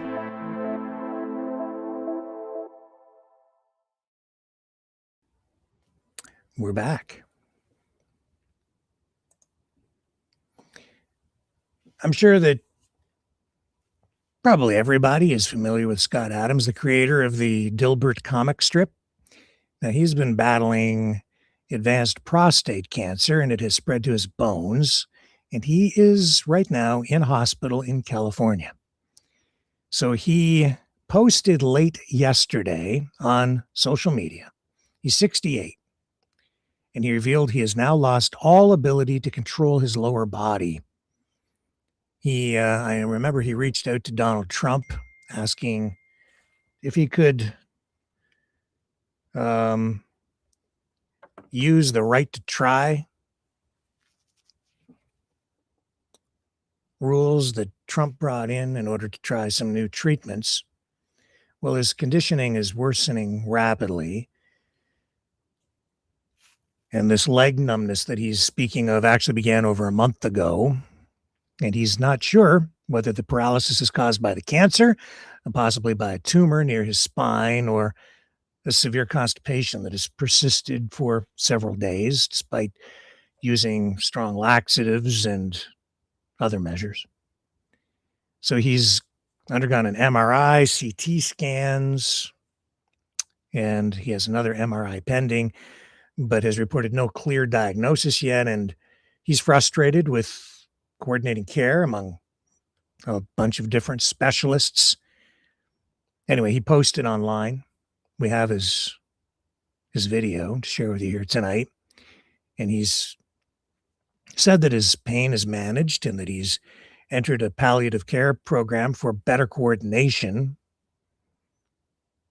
And there is a positive note to this. He says that the semi-paralysis in his left hand, his drawing hand, is mostly resolved. Now, as I said earlier this year, Adams publicly revealed his cancer diagnosis and sought assistance for access to a treatment drug called Pluvicto. And we have this, well, it was a live stream, now it's a recorded video where he provides further details on his condition. So we'll bring that to you tonight.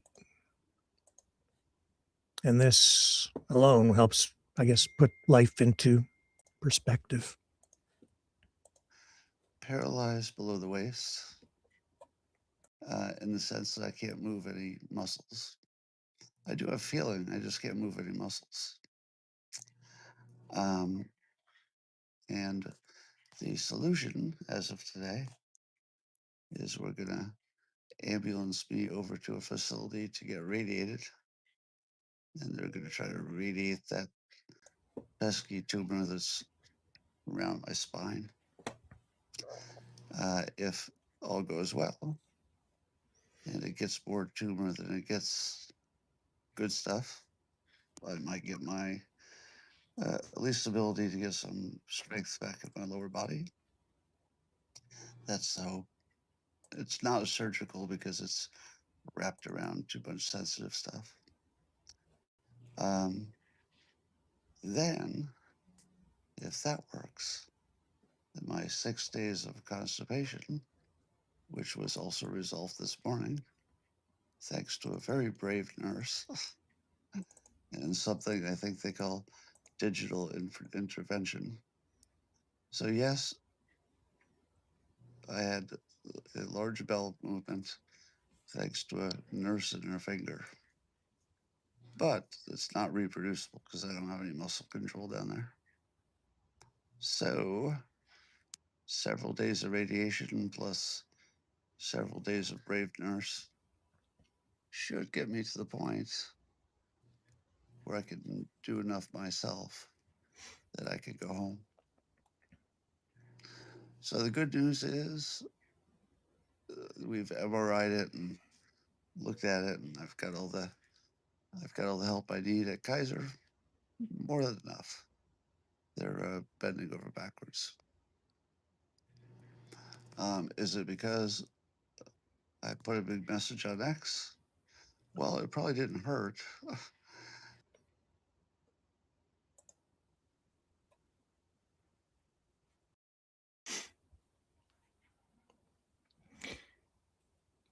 Yeah.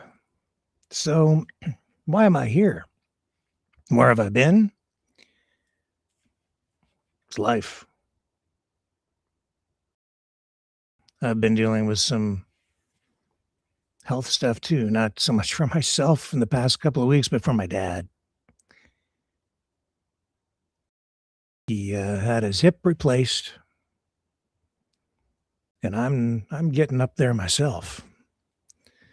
But he's way beyond me. So I've been here. Welcome to my mom's basement. I'm literally, hey, all you haters out there, I'm in my mom's basement. But where you imagine me to be.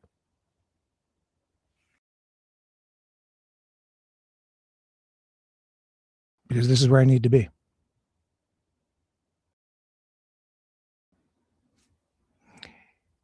And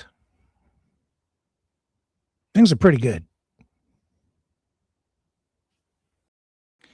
I don't know how much my dad wants me to tell you about his thing, and I didn't want to make this about me or my family. But if you're asking, I'll explain. Because everybody has to deal with this at some point. Because we all have parents at different points in life, different things happen. And right now, this is one of those milestone moments where my parents need me. So I'm here.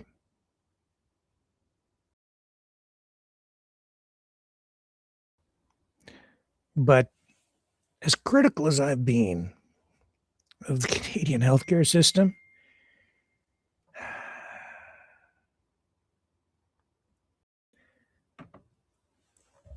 I have to say, wow, stellar care for my dad.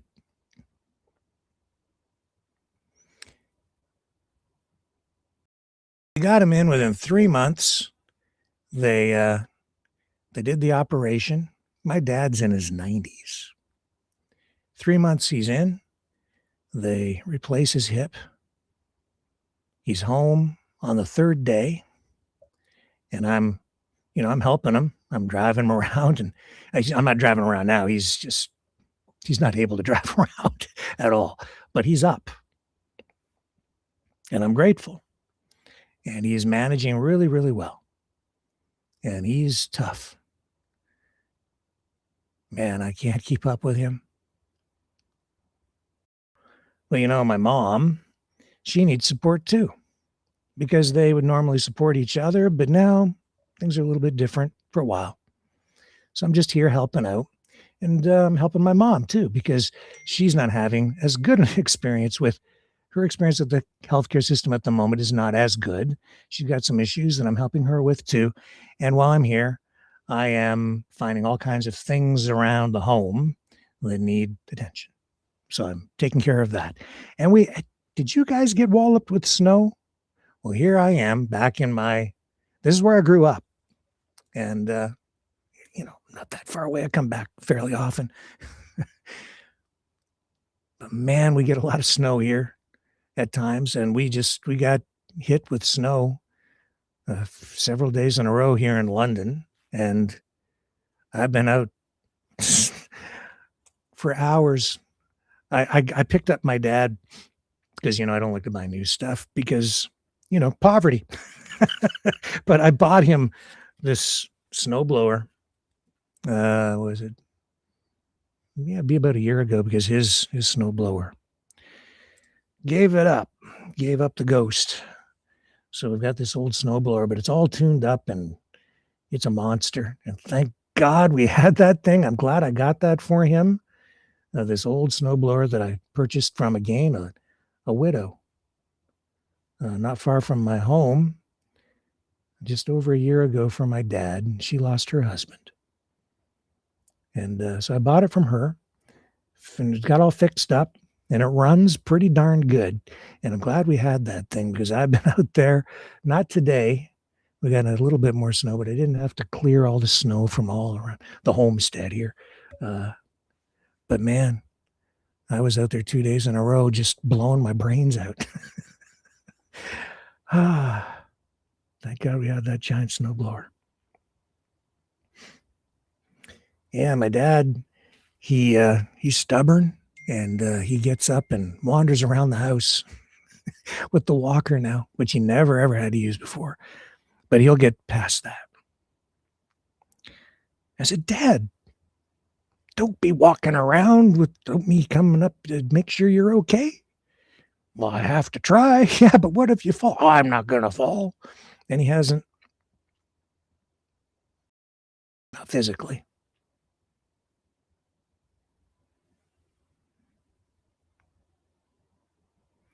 So that's life. You know, this here, you know, who says I hate the United States? I don't. I love the United States. You see those pictures right over there? Norman Rockwell. Got those from my parents years ago when I was a kid. Americana on the wall right behind me. Yeah, I love the United States. I love Americana. I love American muscle cars. I love American luxury cars. I love hockey. I should have got my dad has a shirt. Don't go away. Wait, I'm going to go get it. I'm going to show it to you.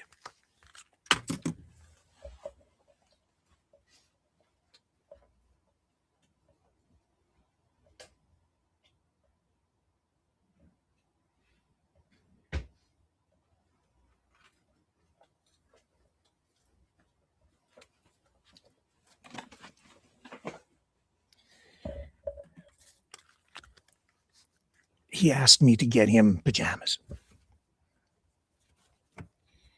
yesterday. So I had to go down into his drawers. And you know what I find? This. Don't tell him I showed you. I'm reading this thing, and I'm like, wow. I do not travel by dog sled. A loony is $1, not a relative. Well, around here, maybe both. I live in the second largest country in the world. I am Canadian. My dad's drawer. I do not know your second cousin John in Saskatoon. Our currency was not based on monopoly money.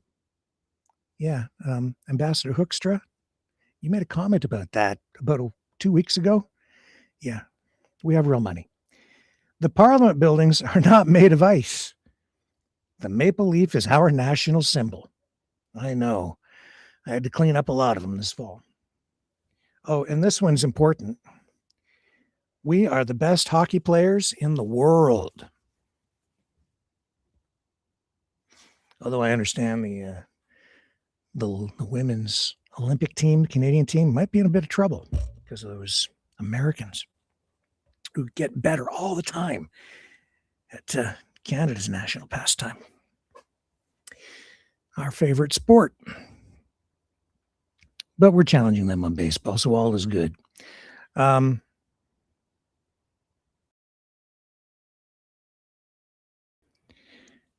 why I haven't been here for 2 weeks. I've been very preoccupied, very busy. And but I wanted to get back to you guys because you're my family too. And so I've been here. I brought a bunch of computer pieces. I've been getting some things together here. I had to hobble together a computer system to make all of this broadcast stuff work here. And so tonight I managed to put it all together, even though we had some technical problems off the top and a little bit through, but now we're cooking with gas, Canadian gas.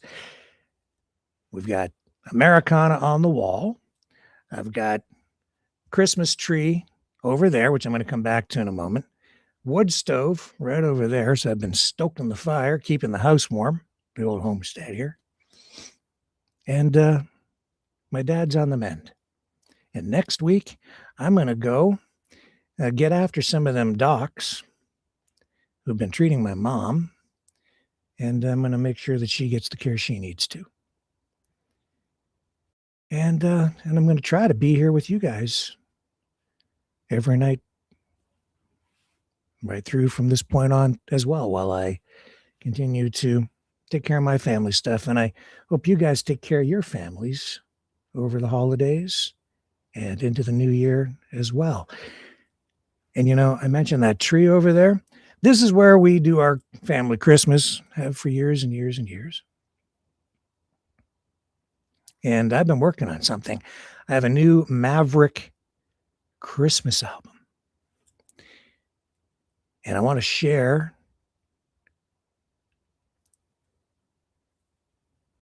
I think one of the most emotional tracks from this new album from Maverick and the News Brothers with you tonight.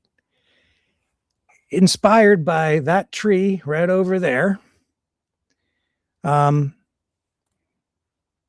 by family memories and hopes for the future that I think we all share in our own way. This is Snowman. Love you guys. I'll be back here tomorrow night, 7 p.m. Eastern, on the flip side.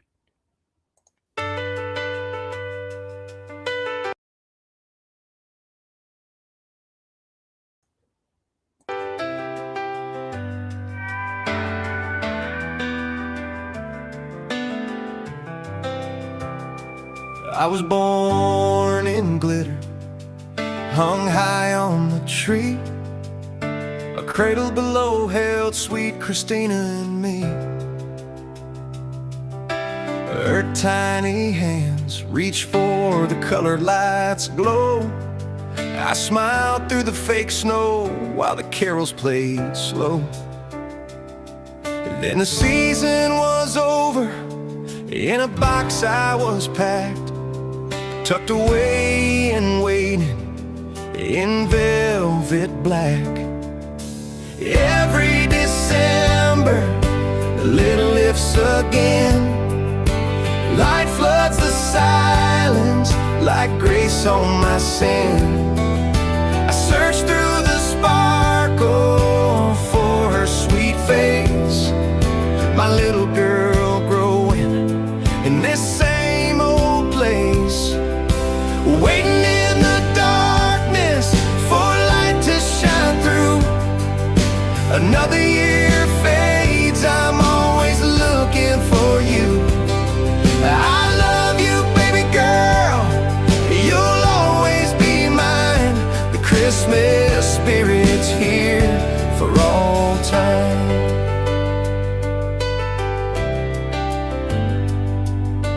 Pigtails to ponytails, you grew up, you were gone. That cold Christmas smashed heart, it felt so wrong. Left in an attic with darkness my home. A forgotten snowman gathering dust all alone. 7 Decembers on the box shook and rose. Hands pulled me out, blinded by the glow. Same tree, same branch, but her eyes were brand new. A pink bundle sleeping, Lord, dreams do come true. Waiting in the darkness for light to shine through. Another year fades as I'm still looking for you. I love you, baby girl, you'll always be mine. The Christmas spirit's here for all time. She hung a snow lady right there by my side. Whispered he waited, teardrops she couldn't hide. Now 2 snow hearts sway where the tinsel is hung, watching her daughter reach like her mama once done.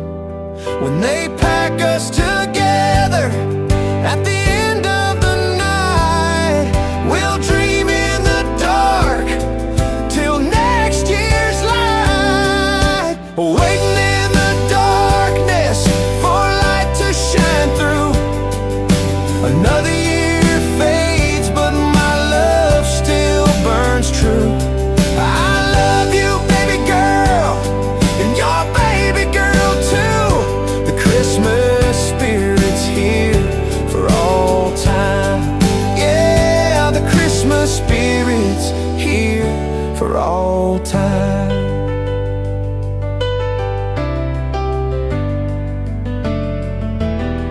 shake us again.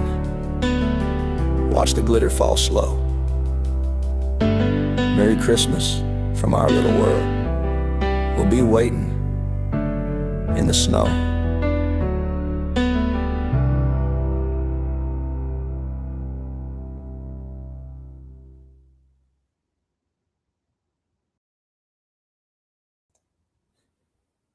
Merry Christmas.